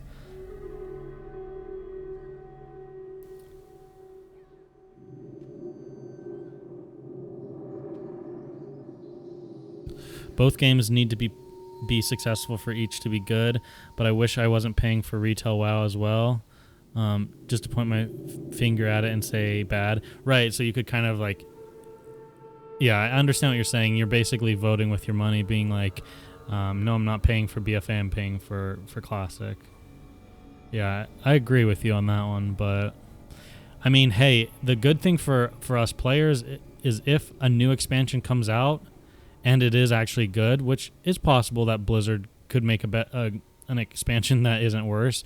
But so far, every expansion has just gotten the game progressively worse and worse. But maybe they've learned a thing or two here, and maybe we'll see a better version coming out. And then the good thing is then we have access to both with one subscription. That's the only good thing, I guess. Yep. Okay, she's dead right here. Oh, smart. Smart.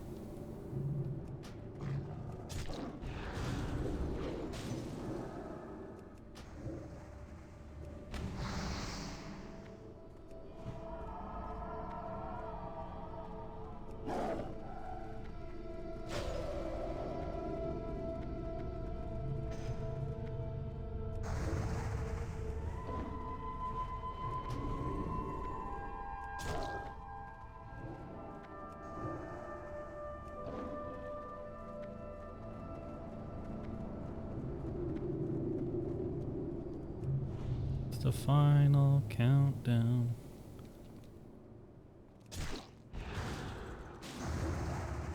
We got that 4-point bleed up, so she's dead basically.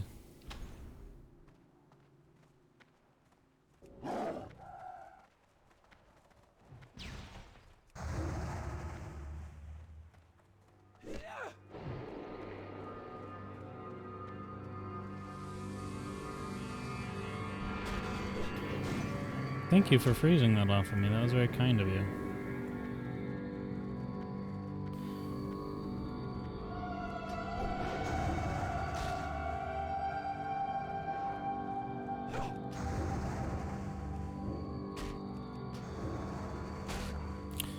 Magic shield doesn't absorb magic, so I can kill her that way. Basically, against a mage at this level, though, you probably want to just be in your resto gear so you can have a mana pool, because you're not really going to be able to hit them very much in cat. But I know there was a priest over here, too, so maybe we can try and kill her. Can't run from a druid, dumb gnome. People still try, man. They'll do everything. They'll pop all their cooldowns. Like, she mana gemmed, then she innervated... I mean, not innervated, then she evocated. I'm surprised she didn't potion. Most people will. I was getting though, so. Did you use innervate a bit early there, or just me? I knew I was going to be using a lot of mana, so I tried to innervate early, but yeah, it was probably a bit early.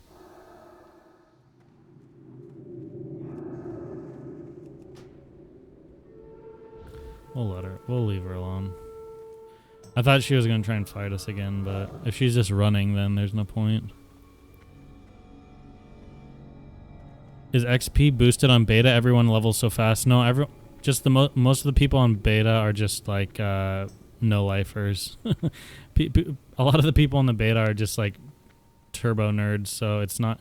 You won't have that many people on live that are leveling that quickly. It's just a lot of the people on the beta are streamers or people that have been playing the game for a long time. so they have a lot of time to invest into the game, I guess.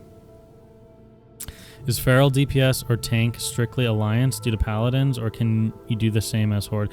Yeah, you definitely can. It's just your, for example, on Horde side, if you're going to raid as a Feral Druid, they're probably going to put you with the Hunter group, because the Hunters don't get anything out of Wind Fury Totem, and so they're going to get the 3% crit from your aura, for their pets and for themselves. So that's really big for hunters. So you'll be used slightly different on Horde side, and then you obviously might go a little faster because you don't have Blessing of Wisdom. But yeah, in general, you can do it on both factions. But if you're picking a faction specifically to go Feral DPS and you don't really care about what faction you're on or anything like that, then I do think that it has the edge.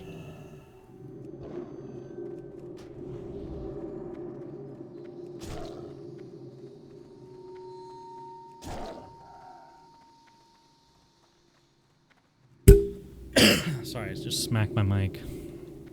She sighs at me. How rude. Wow, PvP out here is very intense today. Got a lot of people trying.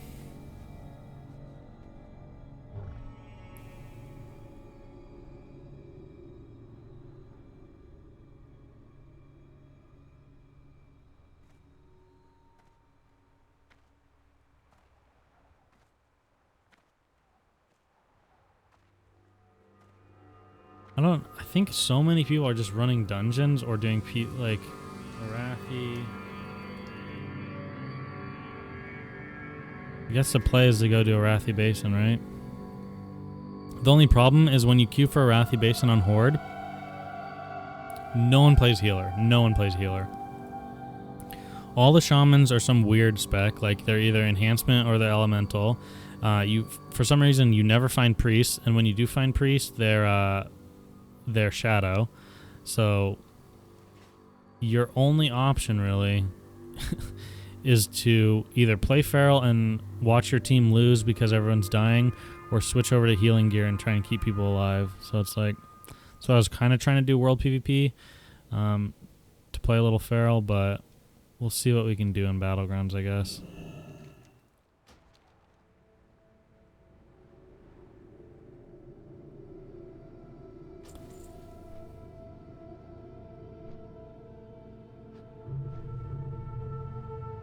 I think I like Horde more, but Alliance Druid just seems more attractive. Not sure if I should go with Heart of the Wild or go with Head or Heart on this one. Yeah, I don't know. I mean, either way whichever way you go, it's not going to change your gameplay that much. You know what I mean?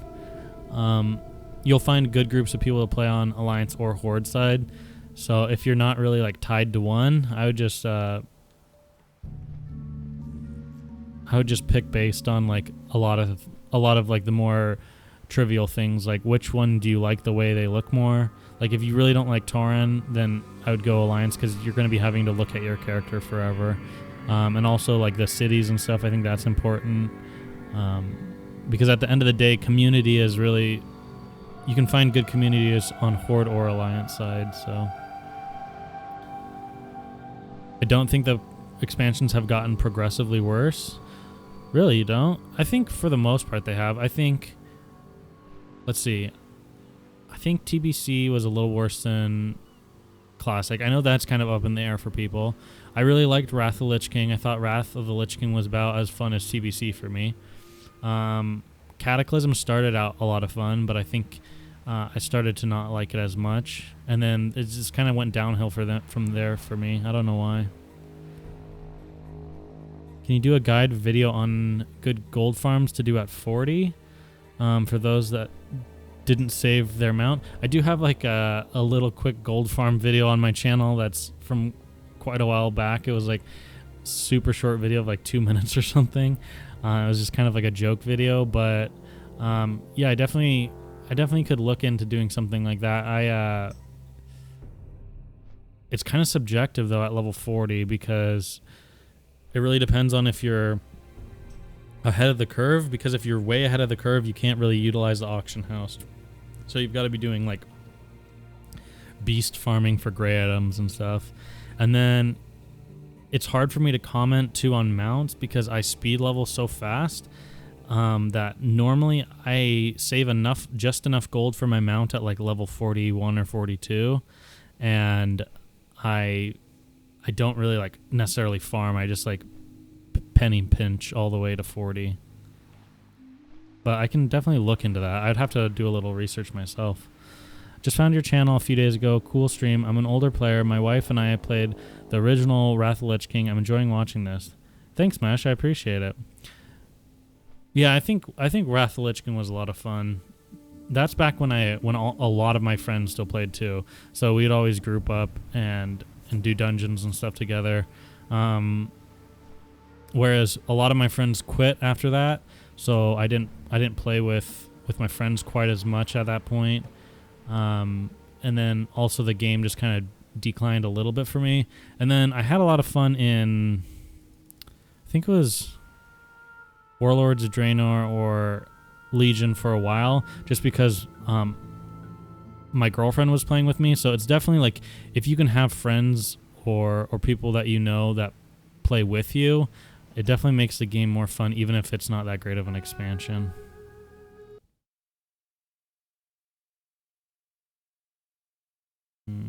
Let's see.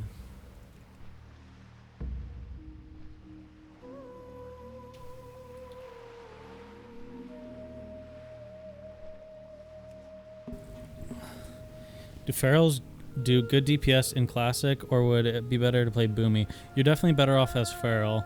Boomkin runs out of mana really, really fast. So yeah, Feral all the way there. You want to play Alliance, but your guild is going Horde. Tauren Druids are freaking disgusting. Yeah, I'm not a huge I'm not a huge fan of Taurens either, man, but sadly it's our only option. Tauren Druids only look good in T2. Yeah, I like Tier 1 and Tier 1 and Tier 2 both look really good as a set. What X-Pack would you say Druids were at their best? Wrath of the Lich King and Cataclysm was a ton of fun on a Feral Druid. Cataclysm Feral Druid was so crazy. I remember I did 2v2s with a Frost Mage. So it was Frost Mage and me in Cataclysm, and we got to like 2200 I think, and it was like such a face roll. It was just like so strong. Like Feral bleeds were so strong at that point. So yeah, I think Cataclysm, early Cataclysm for Ferals was super fun. After the end of Wrath, the game became shit. I got 980 days played on my main in retail and not subscribed anymore. Yeah, it's kind of a bummer. I feel like a lot of people are in that same position. I haven't played BFA at all, but just watching a little bit of like streams and stuff, it's definitely doesn't look like. I think one of the weirdest things to me too was like the changing the loot system in dungeon, like in raids. I remember I like did one raid and like just ran like no loot would drop, and it would just go to like random people would like win stuff or however it's set up, and I literally was like saw that and I was like, okay, I'm never raiding again. What's the point of this? This is not even fun. Like I feel like half the fun of raiding is like getting the loot for your group for the entire raid, and then figuring out who it's going to go to, or rolling for it, or like, you know, it made it more like, you know, you slayed the boss, it dropped stuff, and now you have to like divvy up the loot. It just made more sense, and like them changing that really irritated me, and there's just a lot of little changes over time that made the game really dumb in my opinion.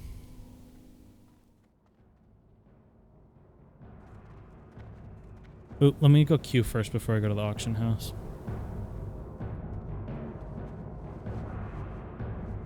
Moonkins aren't nearly as bad as people make them out to be. You can use rank 4 Wrath indefinitely with a decent amount of mana regen if you if you use consumes right, or if you use consumes correctly, your uptime really isn't that bad. It's not as bad, but it's not that good, but it's not completely unviable. Yeah, I mean, I can understand that it could be all right, but I definitely think there's just better options out there. Melee warriors in Kata. Yeah, Cataclysm was a little weird. Played WoW for many years. My aunt emailed me and told me we're going to play Classic together. I played Druid and Kata. That's actually super cool. Yeah, I mean, I think a lot of old players are going to come back to Classic. Like I said, I played WoW for a long time with a group of friends from high school in the early days of WoW, and a lot of them quit over time, but I definitely know that one of my friends is coming back for Classic, so I think Classic is going to bring a lot of old faces back. What's more DPS increase, Predator Strikes and 0 and improve Shred, or 2 improve Shred? It just depends on your playstyle. Like if you're able to be behind the mob or the player a lot, then Shred's really good, obviously. I haven't played retail since Wrath of the Lich King, and I'm resubbing for Classic. Yeah, I'm not that quite far back, but I stopped playing in early Legion, so and I haven't been subbed since then either. Druids are slept on in general. Yeah, I think nowadays people have a little bit better understanding that Druids are definitely stronger than they were made out to be in Classic, but they definitely still are kind of undervalued.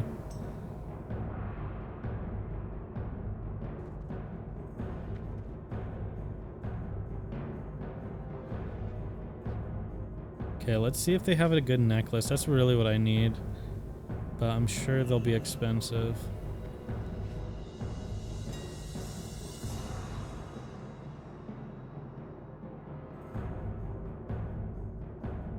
Damn.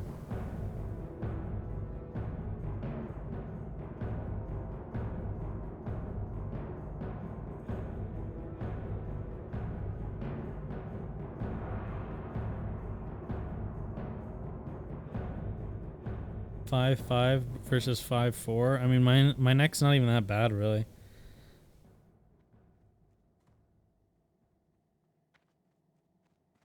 Do I know any shaman streamers by chance? I know of a shaman streamer from my guild named Milksteak, and he's actually really good shaman. He was in the dueling tournament, but he was like had garbage gear and he was playing elemental.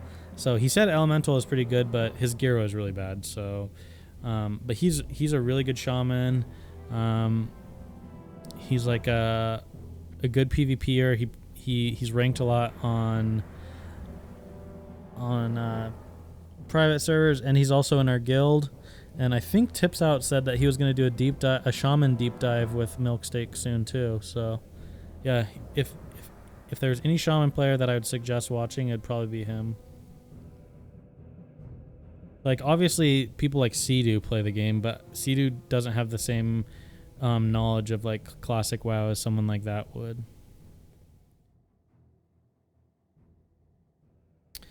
Is there a myth to stack strength over agility for cat form DPS? Because that's what I've been doing, but notice you have more agility. Strength is your attack power. Yeah, strength is really good for your attack power. Agility is going to give you more crit, obviously. So it's a 1-to-1 ratio for attack power with agility. So if you have 10 agility, you have 10 attack power. If you have 10 strength, it's 20 attack power. But agility is also giving you crit. I believe it's like what, 21 agility per 1% crit, something like that. So if you want to increase your crit, then you'd want more agility. And the good thing about having agility is things like this. Blood Frenzy, you're going to proc Blood Frenzy more often because you're going to be critting more often. So you're generating more attack, or you're generating more combo points.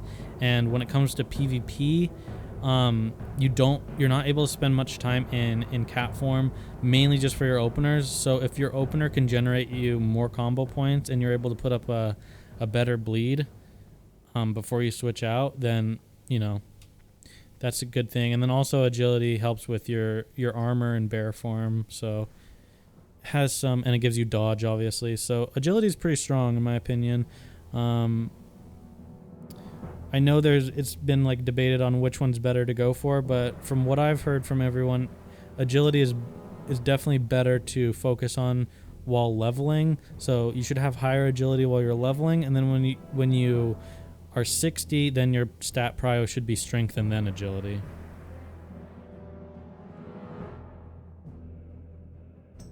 What do you think about feral charge, NS, and balanced talent setup first 2 patch cycles? Yeah, I mean that will definitely be decent. The problem is you're going to run into mana issues in the first 2 patch cycles. I think that setup would be better later on when you have more mana.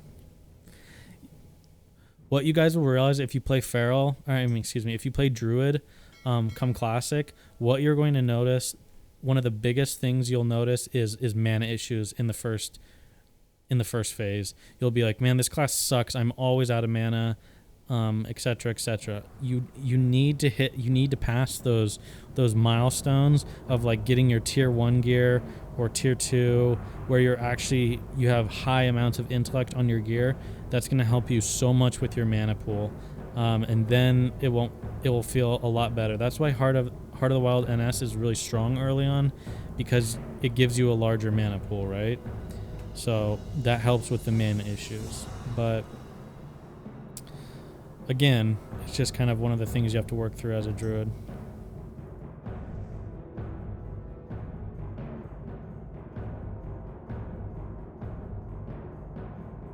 Why does agility help with armor and bear form?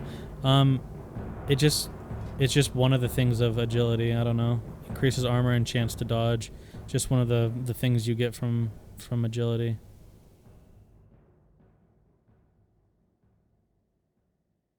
Why don't you stay in cat form a lot in PvP? You'll just get destroyed. There's multiple reasons really. Say if you're fighting a melee class like a warrior or a rogue, and you try and go toe to toe. Say you go toe to toe with a rogue, right? And say your DPS is identical to a rogue. The rogue will still kill you faster because they have CC, right? They can put you in a full kidney shot. They can then gouge you. They can blind you if they need to get a reopener. So they have a lot of tools to reset the fight, allow their energy to regen, to lock you down so you can't do damage to them. So basically, if you go head to head, same amount of DPS, a rogue's going to beat you, right? Just because they have a bigger toolkit in their DPS lineup. Whereas a druid, to access your toolkit, to access your kiting abilities, to access your healing abilities, and all these kind of things, you have to switch out of cat form. So what happens is you end up playing a lot of the game, and a lot of your duels end up a lot like outside of cat form. So that's just basically why you can't use cat form that much. You don't have any CC potential in cat form besides your opener. Your opener is your only CC as a cat. So that's basically why. I didn't even know that agility increases armor. Yeah, I don't think many people do. Yeah, savory deviate delights don't hide forms. Well, they'll hide your human form, obviously. You'll turn into a pirate, but then as soon as you switch, it just cancels the effect, and you'll just look like a cat or a bear or whatever. Yeah, your only option's Noggin Fogger.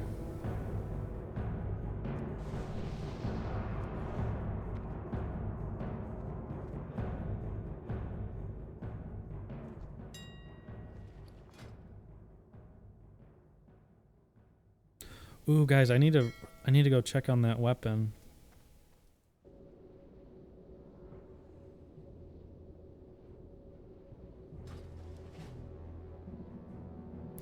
Can you buy an elixir of giant growth?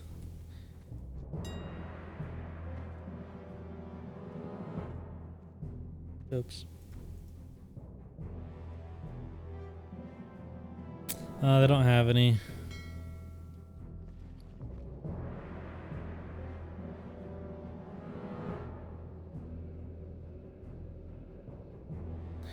This is the thing I really liked about Druid. It's less focused about rotation and more about knowing when to use which form.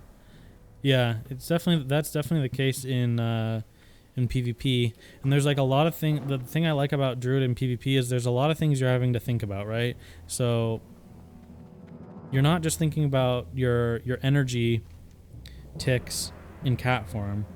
You're also thinking about like, okay, well, what's my mana at? Can I afford to shift out of this Nova and shift back into cat form? Or is that going to be too mana intensive? Do I need to approach this a different way? So I think Druid just has a lot of minutia when it comes to like your PvP rotation and stuff. Every fight is different, and you're having to really like think on your feet in terms of you have a lot of things to manage, whether it's cooldowns, or your mana pool, your rage pool, your energy pool, depending on which form you're in. So yeah, it's super fun.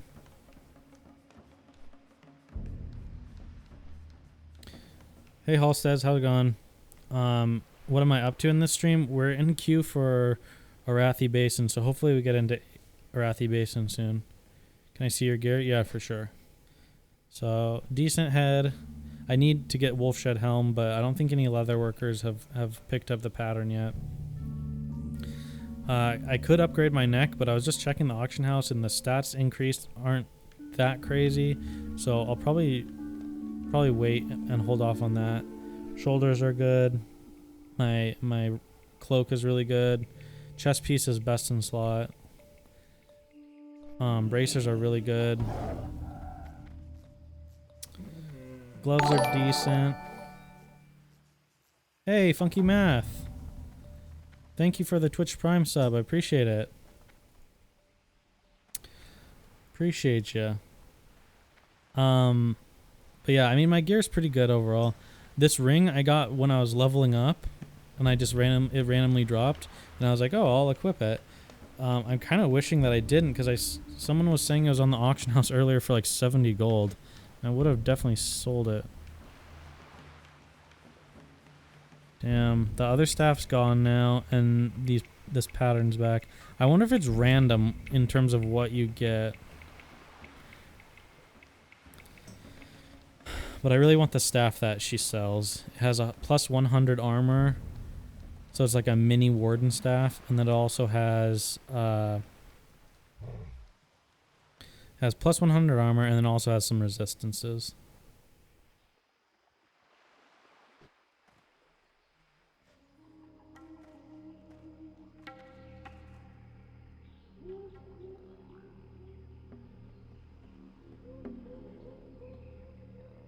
$150 people watching. Let's drop a like because Eben will ask. Thanks, Daniel. Yeah, I think liking live streams helps with its like where it's shown or something, like in terms of its visibility on certain things, but I think it helps. So I appreciate that. You can actually mount up on the Booty Bay docks. Yeah, and I did report it because you weren't able to before. It's weird. You could use like travel form, but you couldn't use mounts on the docks. And I think the reason they did that is just because it probably caused a lot of clutter with people running around. But so far it's available in the beta, and I don't know if that's intended or not. Dropped a like, thanks. You should buy that and go to Senjin. There's a witch doctor, which will make you even bigger. Oh, really? So you can like get double size increase. Then I won't be able to fit through doors like this. Someone kited Gorlash up here. There might be some PvP over here. A lot of people have been doing these pirates quests.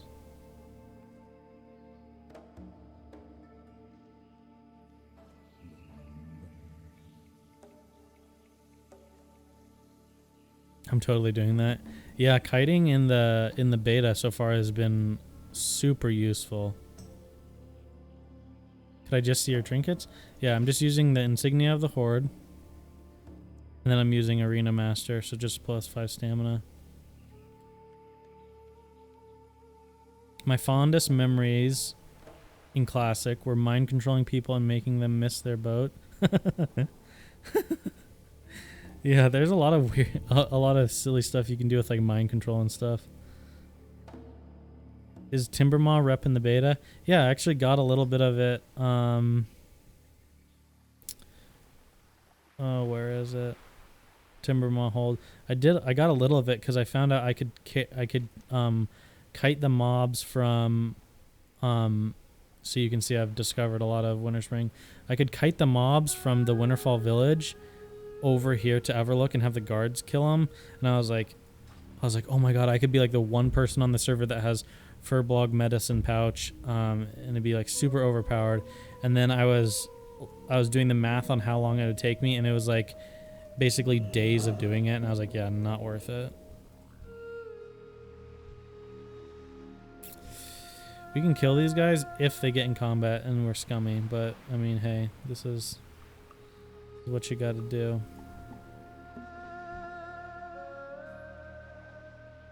With a paladin, it's super hard though.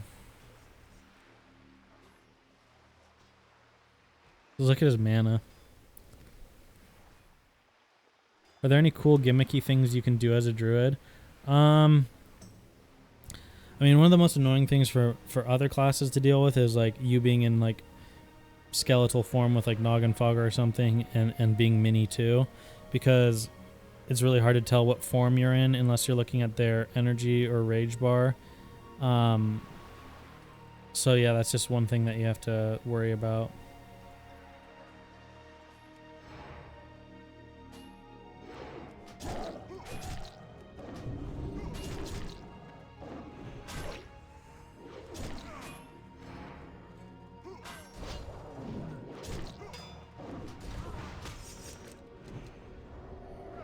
Wait, why did that break right away?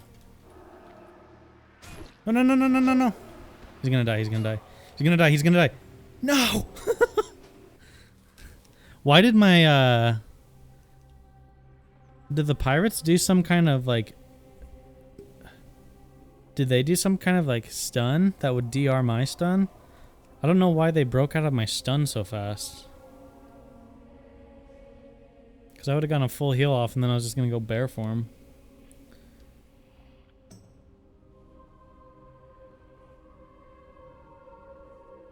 Go by Eben or Eben because your channel has 2 Bs. Yeah, I know. I should have just named my character Eben Flow.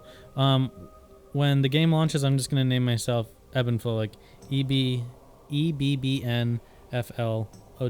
Because a lot of people have asked me that. Didn't he trinket? He might have. I just didn't see.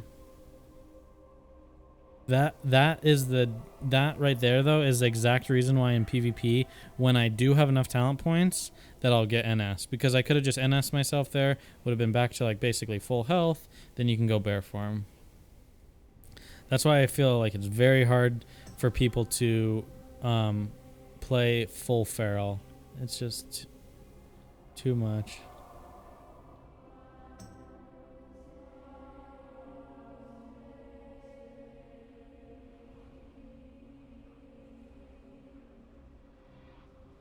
Now the trolls know what name to reserve first. I don't think I have enough trolls in my chat for someone to do that. Plus, the good thing is I'll be able to reserve my name early on. Like they'll have the name reservation and everything. So, like, this guy does know that I can just run away from him, right? Like, good luck.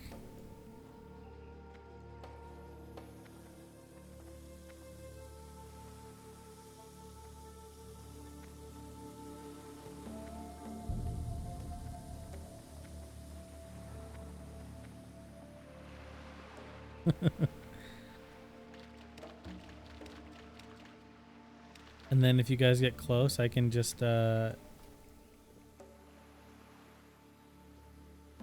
can just go out to sea. I can just go out to sea. Goodbye.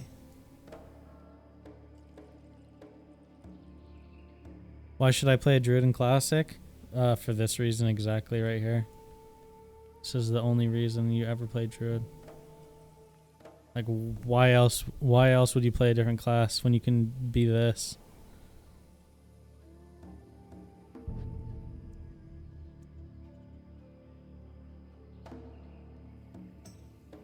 The trolliest thing I've ever done is fled into water and went water form. Yeah, I know. It's super good to an AB. Like, in a Arathi Basin, it's so nice to have this.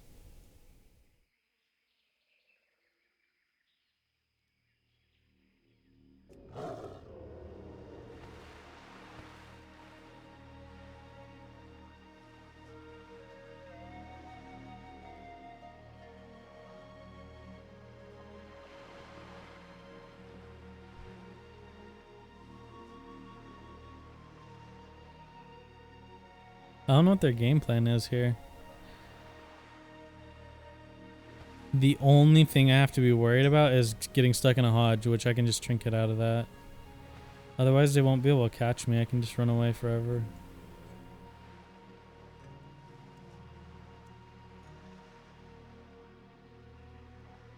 A snack with teeth? What the fuck, Larry? Gonna have a druid and a paladin alt. Yeah, paladin's nice. Ew, new water effects. Yeah, they're not my favorite. I don't actually. Oh, you know why they're on? Because someone asked me what highest graphics look like yesterday. Yeah, the water effects look really weird in my opinion. Wait, is it just low that you go to? That makes it normal? Oops. Yeah, here we go. That's what we like to see.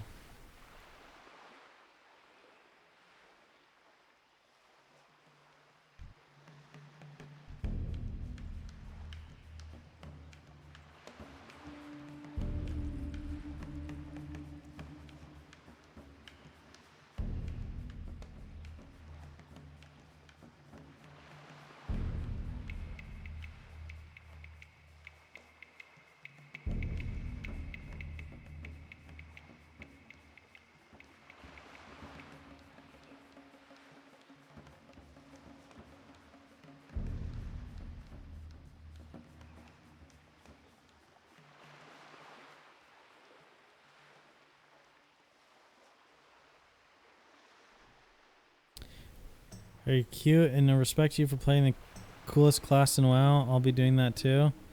Thanks, I appreciate it. Your name is actually destroying my brain.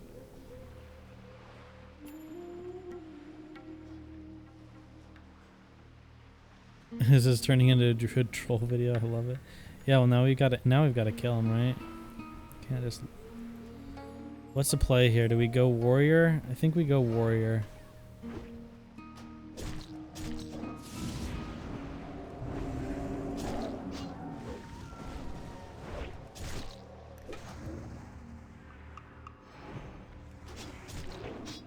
No!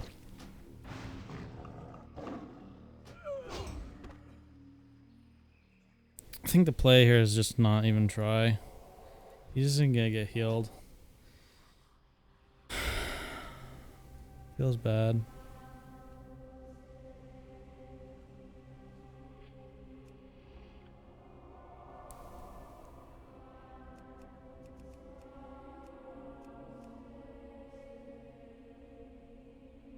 His melee hit me for 222. Basically, people that have access to the S for Scarlet Monastery armor, it just helps them out so much. It's actually crazy.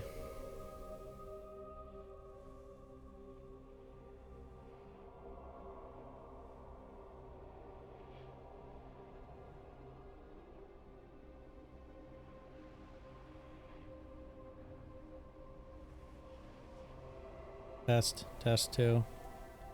Beep boop bap boop. Yeah, sorry guys. If you're wondering why I'm talking or like I'm answering questions, but then you're in Twitch and you're like, there's no one asking anything, it's because I'm streaming on Twitch and YouTube at the same time. So that's why.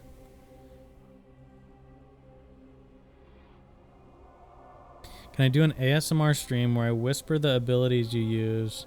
That'd be really exciting.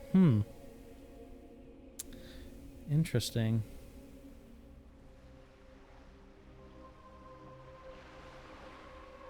Propaganda editing. Yeah, we don't lose. What are you talking about? I'm not dead right now. It's all a ruse. Look, and these, the funniest part is that they think they can like come chase me. Like I have a mount, I have travel form, you're level 39.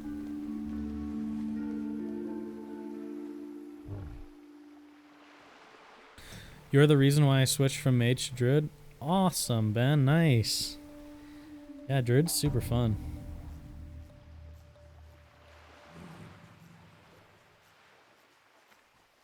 Wow, this queue is great, huh? Well, we should be getting a queue any second. There's no one in Arathi Basin. Unless no alliance are queuing.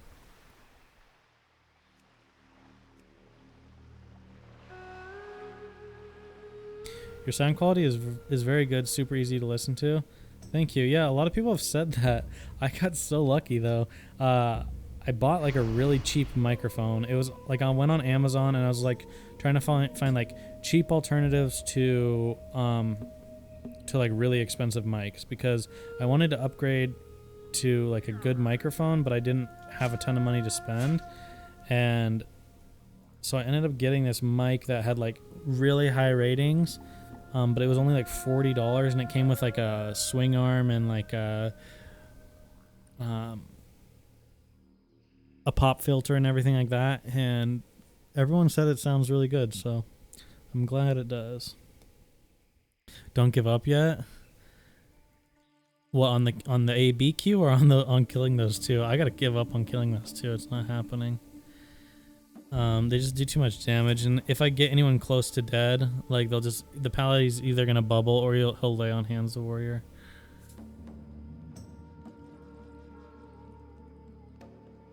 In classic, we'll control 1, 2, 3 trigger forms. I mean, it would just depend on what you bind stuff to. So.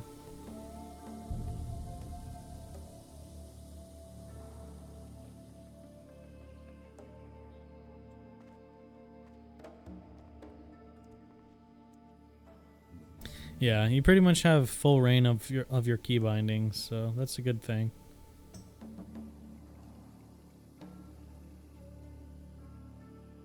I wonder, can you actually, are these, I've never actually bound those. I always put the form on my bar. Is that actually possible to bind?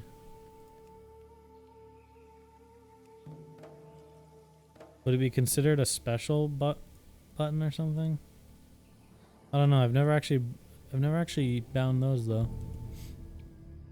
Do I use any add-ons? The only add-ons I have, actually I don't have any add-ons in the beta.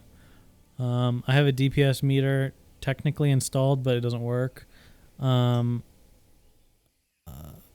on live, I definitely like unit frames add-on. So I like Luna unit frames, and I also like enemy cooldown trackers. That's pretty much it.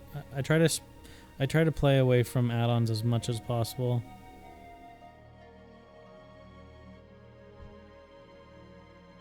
Board server.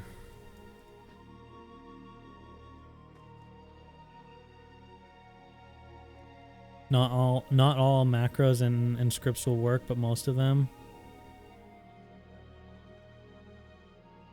Yeah, just the modern stuff, exactly.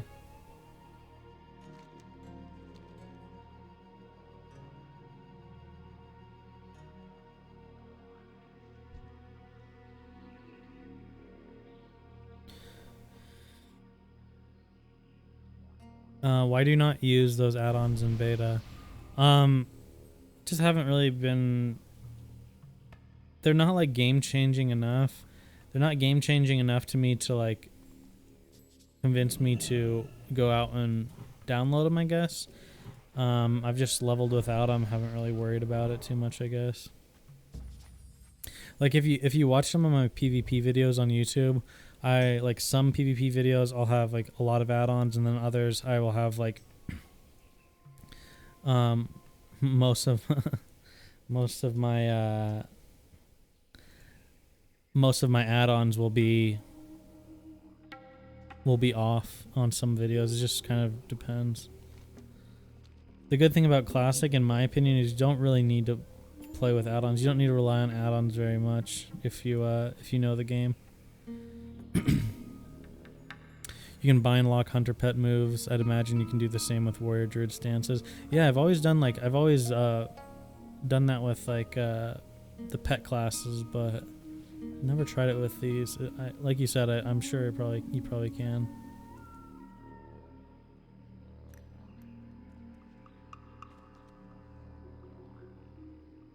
Why do I stream on Twitch and on YouTube? Just because there's a lot of people that watch my YouTube channel and comment on how they can't watch Twitch at work, or they can't watch, or they don't enjoy, like they don't like Twitch and they stay away from Twitch. So I just try and stream on both platforms, so you know, more people can enjoy the content. That's pretty much it.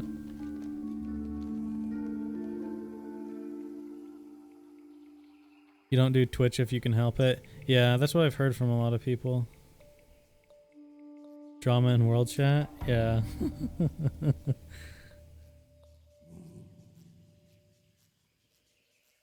In one of your videos, you said druids need a lot of macros. Can you post all your macros? Maybe a Google Doc? Yeah, I have a video that is halfway done. So it'll be out on Monday for sure. And it's all on macros, and yeah, there'll be a Google document that has all the macros as well. So you have good timing with your question because it's almost out. They can't watch Twitch at work. Yeah, I mean, hey, I'll be the first to admit, at my old job, I used to watch. We used to bump music when we were all down in the.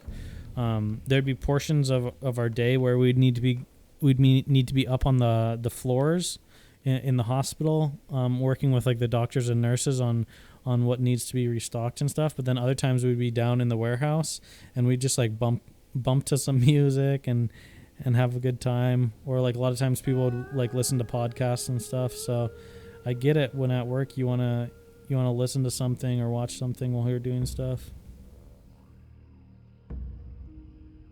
You're God. Yeah, no worries, man. What do I do for work? I don't have a job right now currently. So this is kind of how things went. I was going to school, went to school for exercise science. Also became a certified personal trainer. Worked at a gym for a while. Realized I didn't really like training people all the time. It wasn't really very enjoyable to me. It was kind of frustrating at times because you'd have people that you just ask them to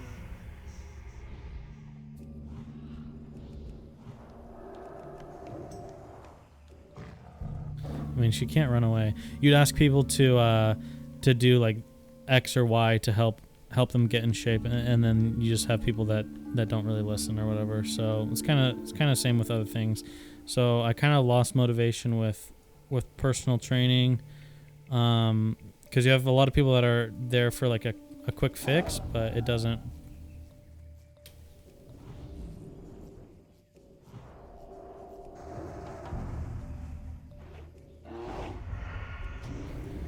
And then after that, let's see.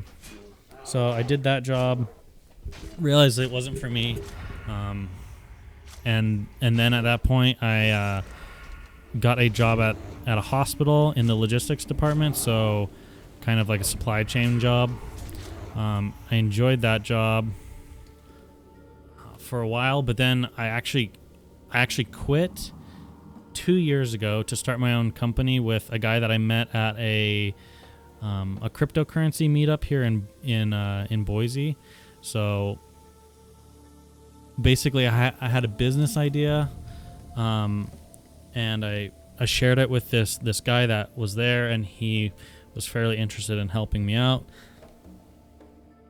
So we went in on the company 50-50 and, you know, started doing work on it and getting that off the ground. And then obviously a lot of people know that crypto crashed hardcore, and so we were having a really hard time finding any investors or anything like that. We reached out to several angel investors. We went to we pitched to several different venture capital companies, and most people were just ended up saying the same thing, like it's too risky right now getting into crypto, blah blah blah. So we basically had to just take the loss on that one and leave that, and kind of leave that in the dust for now. And so at that point I just started, and that was like probably 5 months ago. And so at that point I just started looking for work and stuff like that. And I was like, hey, if I'm going to sit around and play video games and stuff in my free time, I might as well like make a YouTube channel and stream a little bit here and there.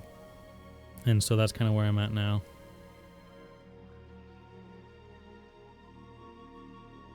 He sounds like he's roughly 33 to 35 in age. No, I'm 26. I actually quit my job 1 year ago to start a cryptocurrency business myself. Still in it. Yeah? How's it going? Hopefully good. I mean, we've had a little upswing in within cryptocurrency recently, so that's always a good thing.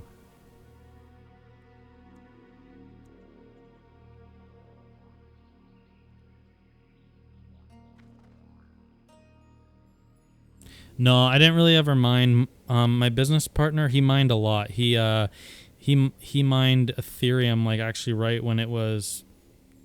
He was mining it right when it was around $3 to $4, and he was mining it mainly in the winter time, and then he just wasn't. He didn't have his heat on ever, so his GPUs would just keep his house warm enough, like his little apartment warm enough.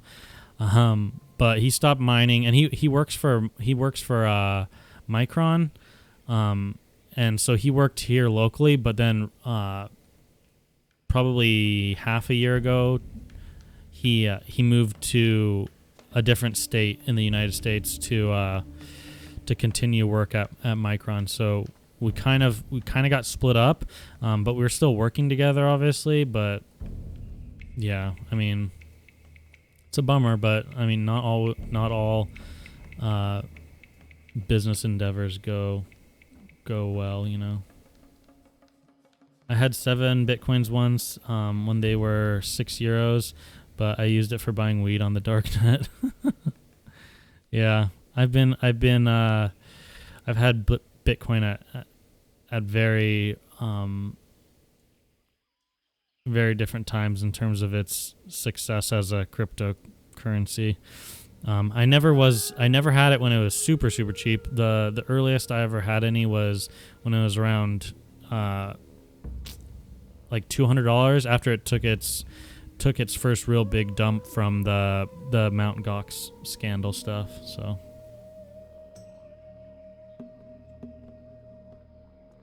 man, I thought you were a loser, but your story is pretty damn cool. I mean, it is what it is, right? The company, guys, I'm telling you, everyone in here would have loved the company that I was putting together. It was so cool. It was it actually stemmed from. So I don't know if a lot of you probably know who Trainwrecks is. Trainwrecks TV. If not, he's like a Twitch personality, and I used to be like fairly good friends with him in terms of like, bye.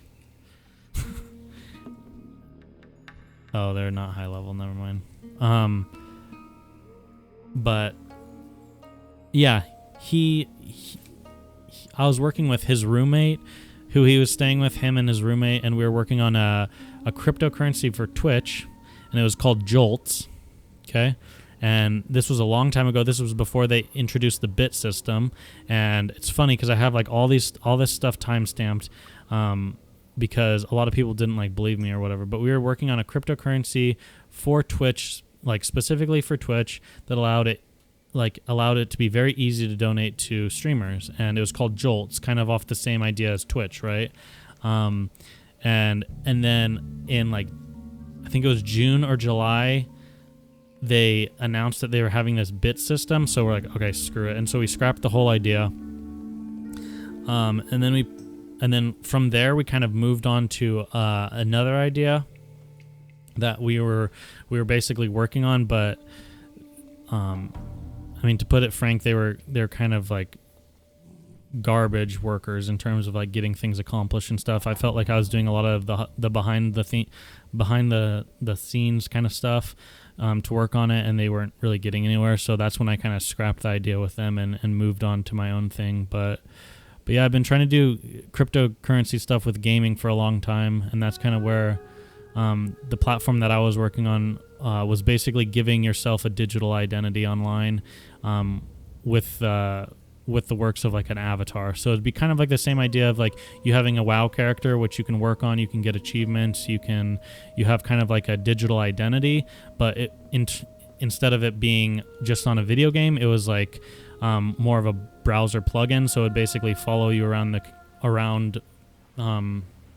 your entire life online, basically. And it was like, if you can think back to like Microsoft Word, when they had the little paperclip guy that would sit down in the corner of your screen, Clippy, that was kind of our idea of basically having this browser avatar that would basically live within your computer, and it would kind of, your friends, like anytime your friends message you, their little avatar would walk out onto your browser screen, and you could do this all within Java and stuff. And it was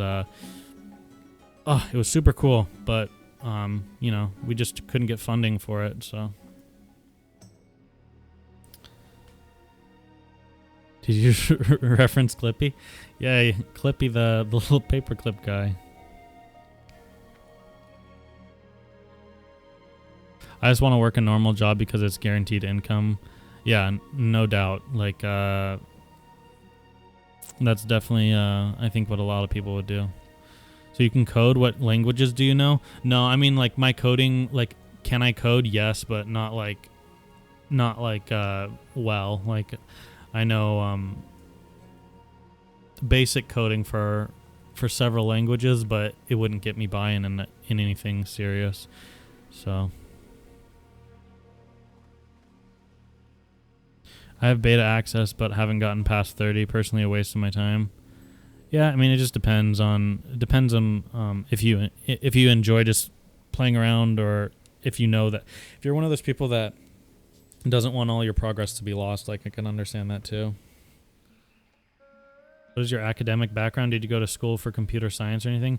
No, I went to school for exercise science, and then biology. So I was going to go into school, like after graduating, I was going to go to become a physical therapist. That was what I wanted to do.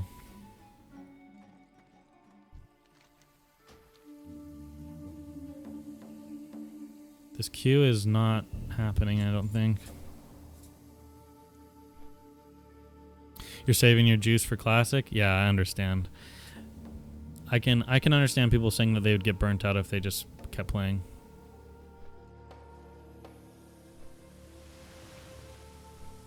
Did you do any sideline training while in school? What do you mean by that?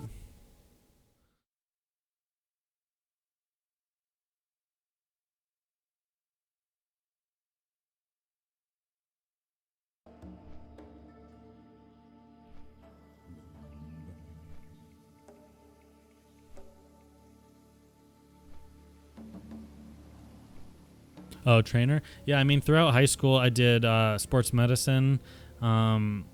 So I did sports medicine, and we obviously did a lot of shadowing for the college in our area. So we did work with cross-country team. I did work with the wrestling team, and I did work with football. Not so much with football, but I actually did the most of my work was with track and cross-country. and actually track and cross country is where we had most of the injuries anyways. To the point where anytime I would be at a tracking event, like the most difficult event to watch in my opinion is the hurdles, because in high school and college it seems like everyone hurts themselves on hurdles, and so just watching people jump over hurdles is one of the most difficult things for me to do, because I'm just cringing the whole time waiting for someone to fall. Thoughts on CrossFit? I mean, that's a can of worms, man. I personally think CrossFit's is a joke personally, but I don't think you should be mixing those large compound like Olympic lifts with any kind of like strenuous cardio stuff, like in the way they do it. But to each their own. I mean, I understand that a lot of people have become extremely healthy and turn their lives around with CrossFit, so you can't knock it too much because it's definitely getting people active, which is important, but I think that you risk a lot of injuries that way. Did CrossFit for 2 years, man. Too much strain on the body, in my opinion. Learned a lot, but not worth in the long term. Yeah, I mean, like, it's obviously, like, no one's disputing that it's great exercise and that you can get in really good shape with it. I just think it's, like, the way the exercise routines are set up and stuff, you're just setting yourself up for the possibility of really hurting yourself. Hey, nice seeing you again. I saw your Boomkin videos. Yeah, I remember you, Richard. You were in here the other day. Too bad the form's useless. Yeah, it's a little bit of a bummer. We've been playing with Feral, though, and it's actually really good so far. Heavy lifts while exhausted equals injury. Yeah, pretty much.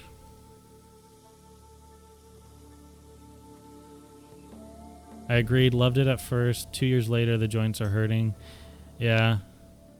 Like, I'm all about compound lifts and stuff, but whenever I do like deadlift, squats, like clean and jerk presses or anything like that, like I make sure I do those like separate from my cardio, you know, like I'll do those and then maybe do like a circuit later whereas like my circuit is like a body weight circuit, because it's a lot harder for you to injure yourself that way. Yeah, I saw your live SM runs. Did they even know that you were recording? Yeah, so normally if I'm gonna be in Discord with people, I'll tell people. And then this is OG. He's getting destroyed right now, but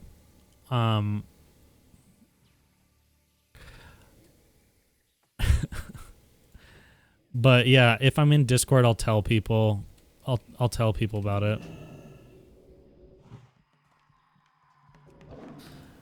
Just let people know that I'm streaming, and then I ask them if they want me to mute Discord or not. Can you use my add-on for Classic? I needed exposure. I mean, depends on what it is, to be honest, but I could definitely give it a look. Like I said, I don't really use add-ons very much, so.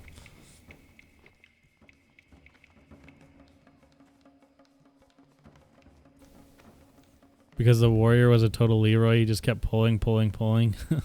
Yeah, that's kind of a lot of the people in the beta are like the very like try hard WoW players, or they're like I don't know, they're just like the more hardcore type, so it's definitely hard to get like a normal instance run. Everyone's trying to do like massive AoE pulls or like speed run things.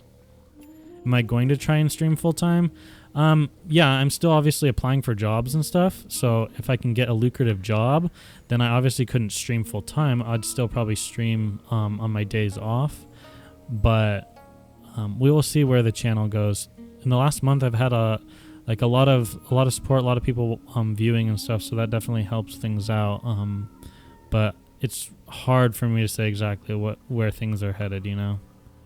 I'm kind of at that point in my life where it could go like several different ways, so I just have to figure out what's best for myself and like my girlfriend and stuff.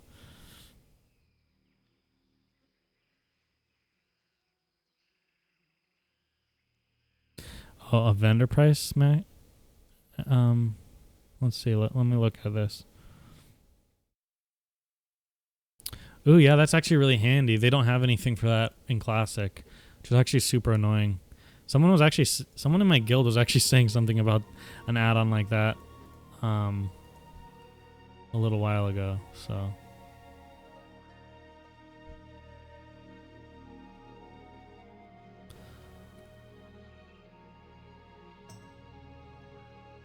Yeah, I'll definitely take a look at that add-on and download it later.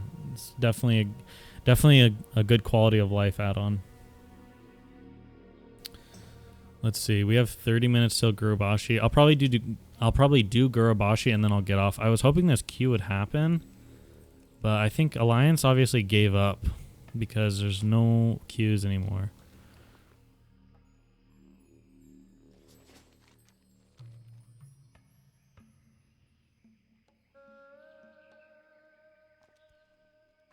To get a job, there's no point when Classic comes out. Yeah, I mean, as much as I love Classic, though, I still have real life responsibilities too, you know? Like, like recently I've been working. The reason I've been busy too the last few days is I've been trying to get our sprinkler system working. Like it is working right now, but it's not working in the best sense, I guess. So I just have things like that I have to do around the house, and obviously things come with a price tag, so I have to have money to be able to buy stuff, and that's where a job comes in.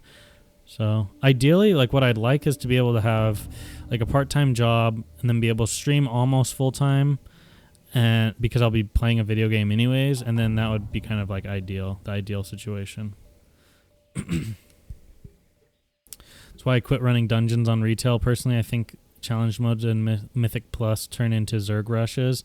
Yeah, I mean, the good thing about it is when you do get into the higher level dungeons, like UBRS and LBRS and stuff, especially as a druid, there's a lot of dragonkin in there, and so you're having to worry about like your sleeping stuff. You're like sleeping some of the dragons is like one of your responsibilities. You're healing your team, so there's a lot more CC and stuff in dungeons at the higher levels, especially when people aren't geared. So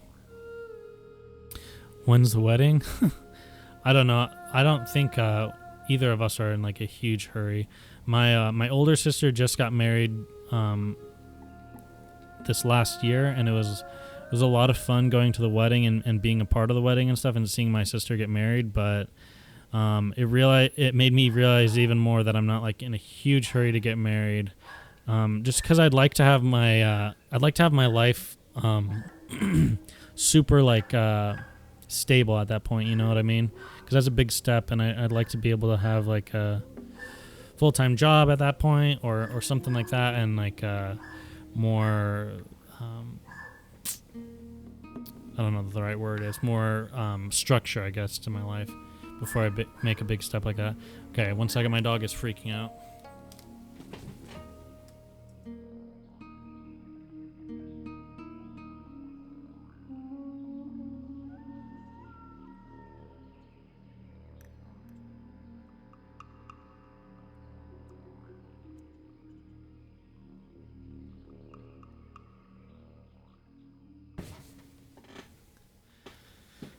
Got to be in a stable WoW rating guild before you get married. Yeah, you got to have your WoW. You got to have your WoW stuff together. You know, you got to have cleared Nax. You got to have Atiesh. You have to be rank 14 for sure. And then maybe you can think about getting married, but before then, it's kind of like not a priority, right?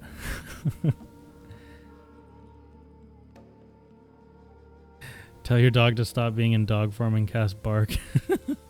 If you guys have dogs, have you ever done that where you just get fed up of them barking, and so you'll just go out there and bark really loud at them, and they just look at you like you're crazy? But it works. It gets them to stop barking for whatever reason. At least my dogs. Like if I get really irritated and they won't listen to me when I tell them to stop barking, I'll go out there and just bark at them really loud, and then they're quiet. Dog aggro. Yeah. Okay, we have 20 minutes. Let's play on our alts while we wait.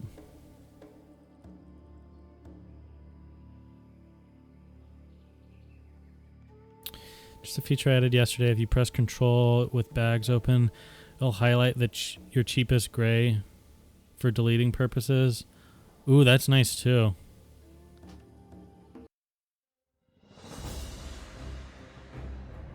You know, it'd be cool. I don't know, like, I don't know how hard it would be to do this with an add-on, but it would be cool if it'd tell you the full vendor price of all your grays and whites in your bag or something like that. You just hibernate your dog for 40 seconds and they'll stop barking. That's also one way to do it.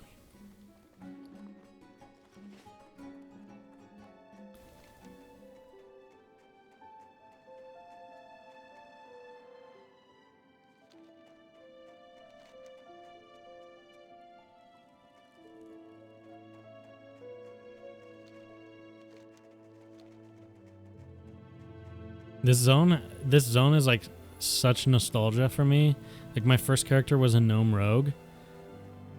And this zone, I haven't played this zone in years. Ew, PvE. Yeah, but you can't make different faction on the same server, so I'm kind of forced to. Hey, sorry if you have already answered this or if it has been asked a bunch, but do you plan on going deep resto for PvE or some sort of Moonglow hybrid? Yeah, I've answered a few times, but I definitely think that early on. Oh, and thank you for the $3, by the way. I think early on, early on I'll go Moonglow just because you run into mana issues at the very beginning of the game, and also the content shouldn't be like, you shouldn't be running into too much burst damage where you need to be using Swiftmend a lot. So I mean, that's just my opinion. You could obviously go like a deep like more of a deep resto build, but that's just my opinion and what I think is good.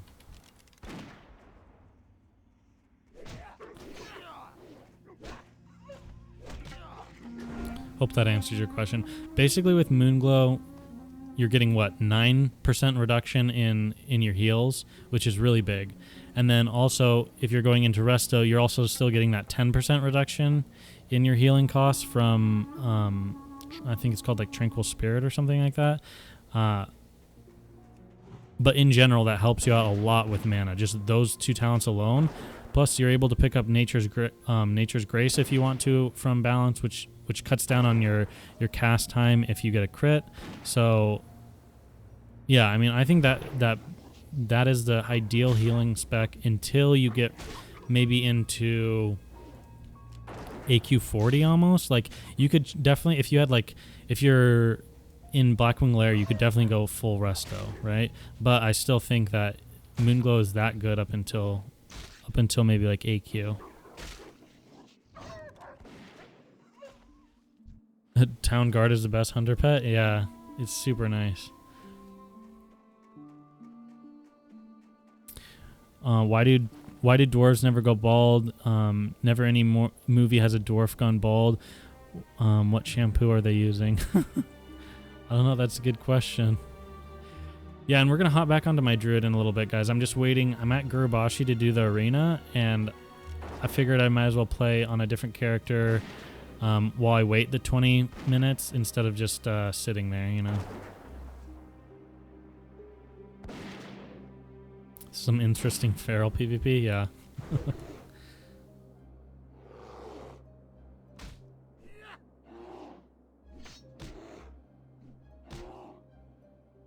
Went to take care of some laundry, and when you came back, the universe has changed. Yeah, now we're a little dwarf.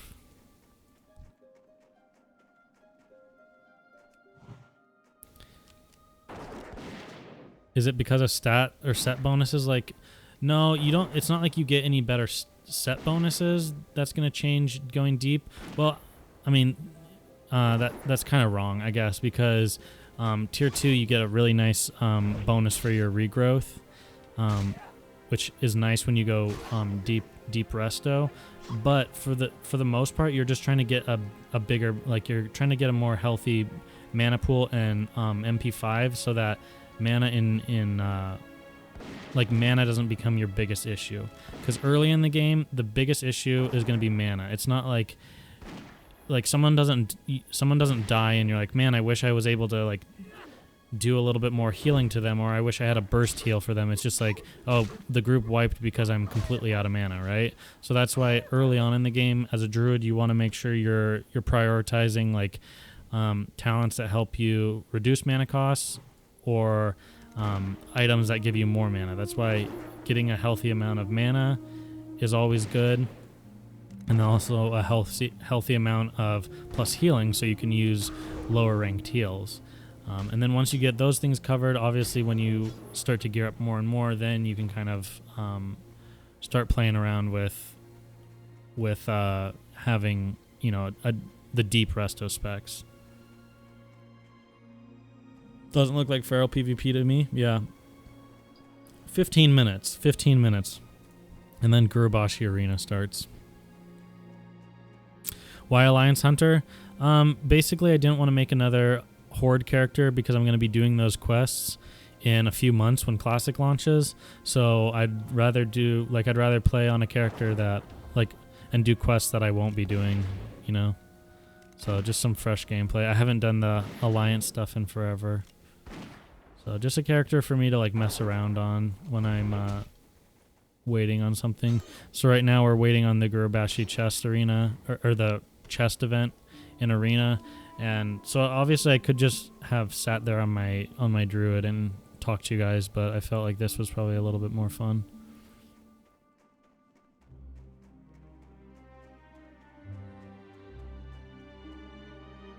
I'm wondering if I play the lottery and resub to WoW, what are my chances for the beta? I mean, they're pretty slim probably, but to be honest, that's what I did. I was like, screw it, I really want to play the beta. I'll try and get in, and so I resubbed. The beta launched. People were playing it and stuff. I hadn't gotten in. I was super sad. I was watching streams. I was constantly refreshing battle.net over and over again to hope that I got in. I was refreshing it probably on average every like 2.5 minutes all day long while I was watching streams. And then one of the times I refreshed it, like 2 days later, I got in. So I think I just got lucky.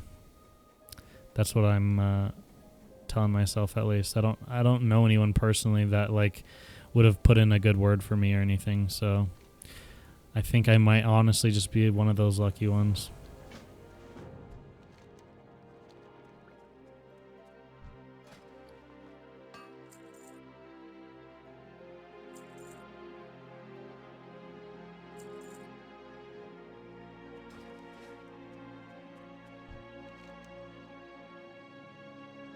Help me justify wearing Forest Embrace instead of Robes of the Exalted.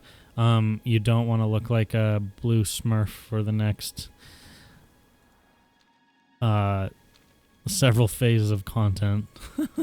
I don't know. I hate that. I hate those robes, and I hate that you have to wear them for so long, but it is what it is. Goblin or Gnomish engineering? To be honest, I always just buy my stuff from people, so it doesn't really matter what you choose. You can always trade with another engineer. That's just what I've done in the past.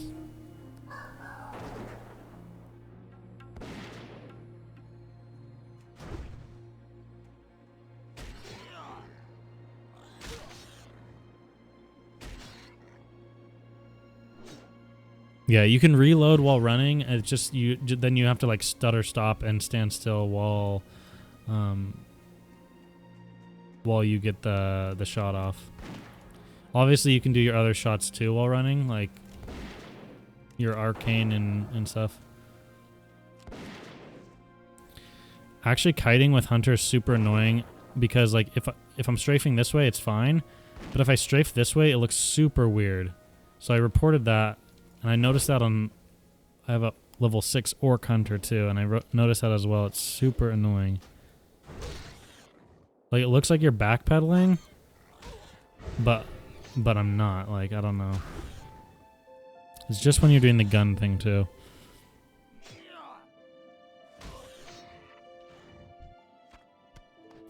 Are there any advantages to female Tarn versus male Tarn, like hitbox jumps, corner aggro, etc.? That's just Night Elf versus Tarn, yeah. There's two jumps in Warsong Gulch I think that you can do easier on a what am I trying to say? On a female than a male. But other than that, it's just like preference. Hitbox same size, everything like that.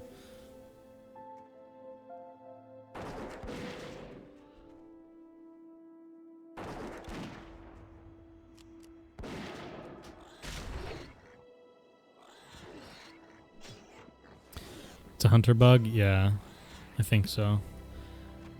I enjoyed watching your PvP best in slot videos. What is your opinion on Amulet of Darkmoon for PvP in Phase 3, since there's not really an incentive to PvP in Phase 1? I'm debating farming the mats ahead of time. Yeah, Funky Math, that's what I normally do. I normally save. I save most of the white items that I'm getting. And then I also will go out and farm Scorpion Blood in Silithus if I still need more. Another good one you can do is Whirring Bronze Gizmo. Well, you can make those when you're leveling engineering, and you can use those at the Darkmoon Fair also to turn in. But the Amulet of the Darkmoon is really, really good. You don't replace it for a while, and it can be hard to replace it as a Druid, just because you're not going to get prio on spell power gear as a Druid, you know what I mean? So what do I think of the tier 1 bonuses? What are tier 1 bonuses? Improved Thorns is the first one. And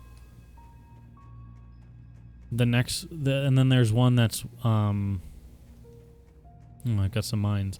And then there's the one with increased spell crit, I think, for something or other. But I think that's like a lower one of the lowest ones. I can't remember all the bonuses, but I know most of them aren't like super crazy impactful. The Thorns one I think is really nice. Even when I'm out farming or something, I'll always make sure I have 3-piece tier 1, just so I can buff myself with the improved Thorns, and then I can take the pieces of gear off.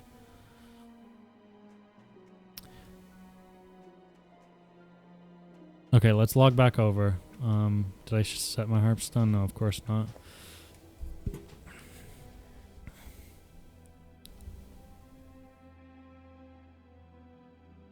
Goblin for rocket helm. Yeah, I mean, like I said, you can buy them. You can buy the Goblin rocket helm off of the auction house and stuff like that, so it doesn't matter too much. Ebon bow, more like Ebon guns and ammo. Yeah. I always name my hunters Ebon bow, and then I did realize that, like, well, I'm playing a dwarf, so I'm probably going to use a gun almost the whole time I level.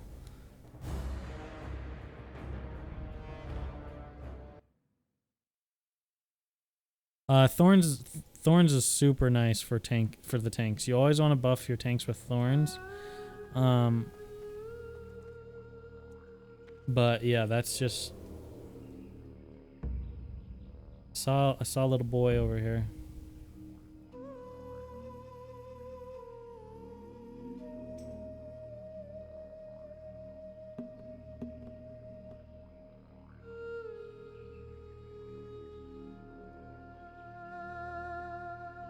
I always like Gnomish a lot more. Some of the trinkets like Death Ray and BOP or RBOP when you equip them, and I found the TP and Tenaris more useful than Winter Spring.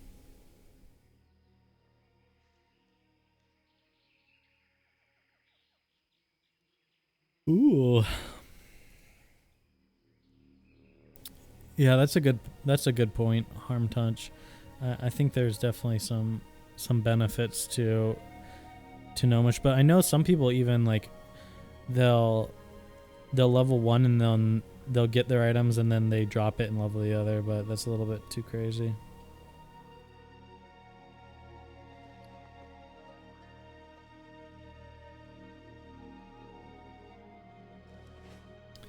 Did you know Tauren is an anagram for nature? I didn't, but now that you said it, it is. I wonder, do you think that was intended or just accidental?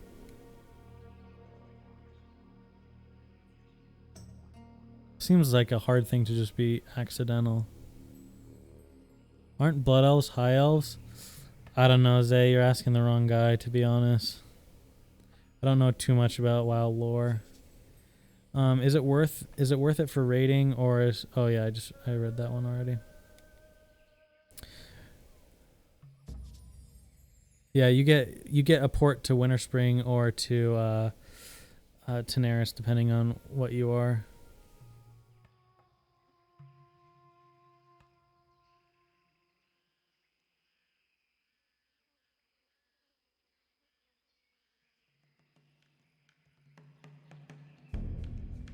Blood elves are corrupted high elves? Oh, okay. Yeah, Shifty5. Some people were talking about that earlier. I'm gonna have to watch the trailer. I think that game looks like a lot of fun though.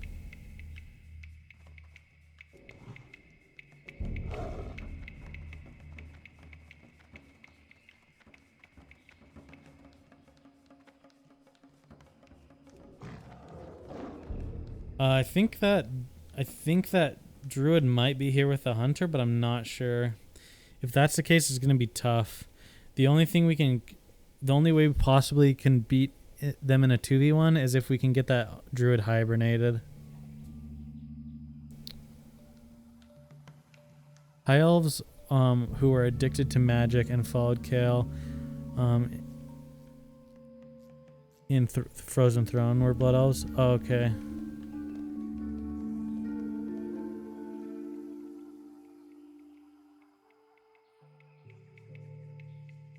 I have to say thanks because you're helping me decide which class I want to play in Classic. I'm still torn between Druid and Holy Pally. Might I end up rolling the other as an alt?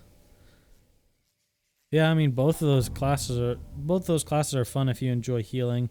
I think either I said this to you or another person was saying that they might be thinking Paladin. The only thing that would really change my mind is like if you're only wanting to heal, right? Like healing is your thing and that's always going to be your thing, then I definitely would go Paladin. If you like hybrid playstyle and like maybe 1 month you want to play Feral and then like later on down the road you might want to be a healer and then you want to be able to switch roles around a little bit, that's why I think Druid's really good. All I ever do is heal. Yeah, I mean, then to be honest, I think Paladin might just be it. Like Paladin's so fun if you like healing. They're just so strong, and the thing is throughout Classic, if you do raid, they just get stronger and stronger. So all I do is win. Well, technically it's impossible to lose on a Paladin because you can just leave. You can just bubble hearth. So I guess you can do that on a Paladin too.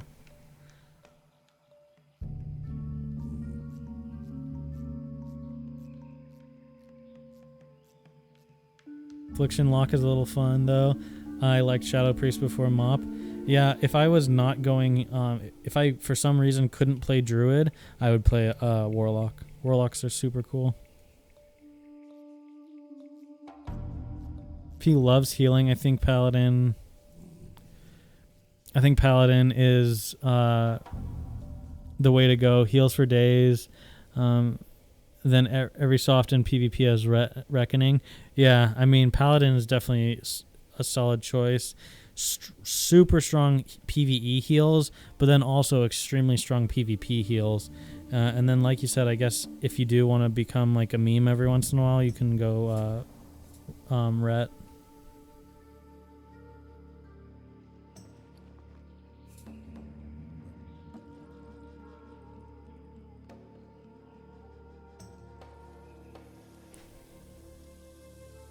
Shockedin is a lot of fun.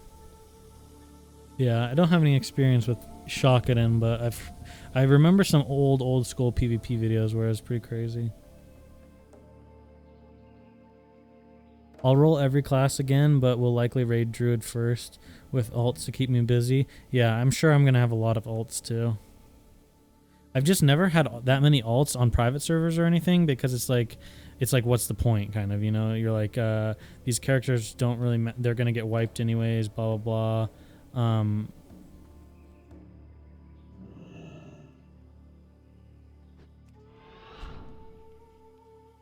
Does this guy not know what Fairy Fire is?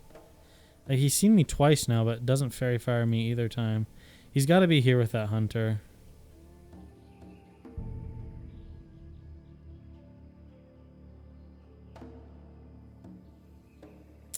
He's 100% here with this hunter.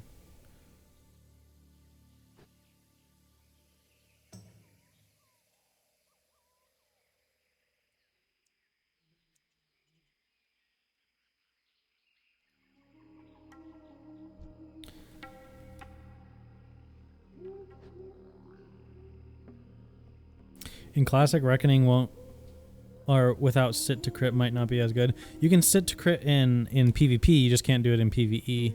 So it'll still be strong in PvP, like against a hunter pet or something. You can sit and build stacks really fast.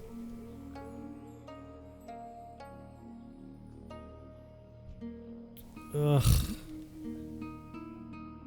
I guess if this guy comes over here, I try and kill him. Maybe that's the play. Hopefully they spread out again and I can...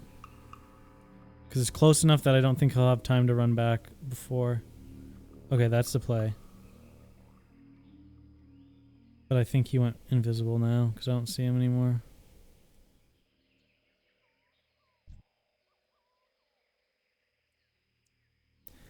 Fair Fire is feral only? It's not. It's not. You get a Fairy Fire feral version, but it's not only for feral. There's this version too.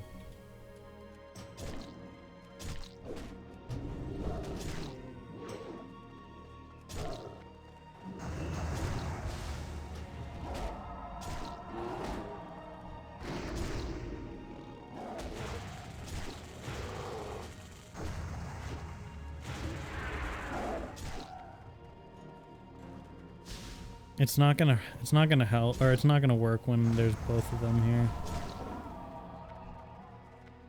It's a shame because this that druid is a potato, like an actual potato.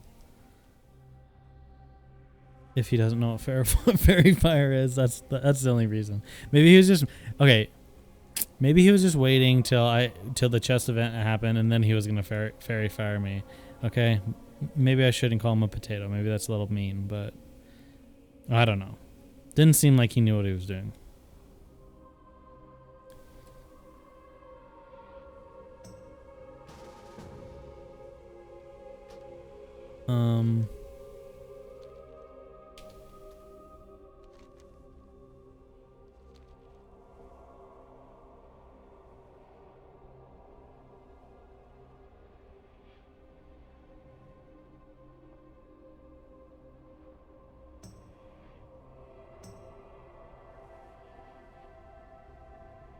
What is this guy doing? He's like, oh, I died, now I need to get a group.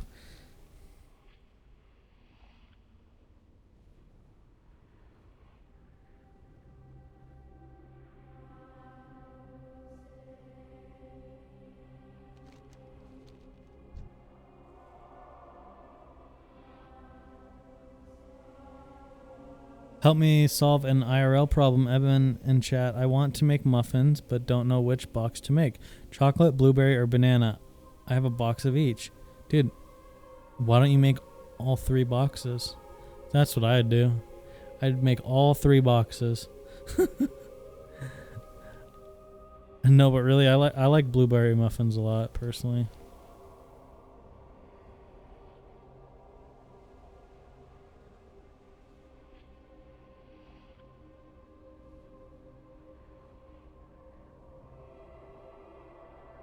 Horde got it? Okay, well, at least Horde got it and not those patats. Big PvP, man.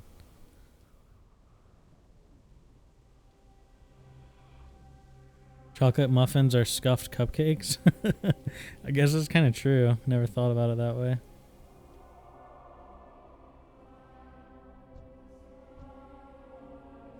Okay, guys. I think I'm gonna end the stream here now. I've got to take care of some other stuff anyways. Like, I need to walk my dogs. They haven't gotten any exercise today, so they're kind of sad. And I also need to finish up that macro video before tomorrow. So thanks for hanging out, guys. I know today we only streamed for 3 hours, so it wasn't as long as it could be, but tomorrow should be a longer stream. Thanks for all hanging out. Thanks for the follows. Let's see if I can do this right. The Twitch and YouTube meta for it. Thank you for the follows, the subscribers, the donations, and yeah, I'll see you guys next time. Appreciate you tuning in and chatting.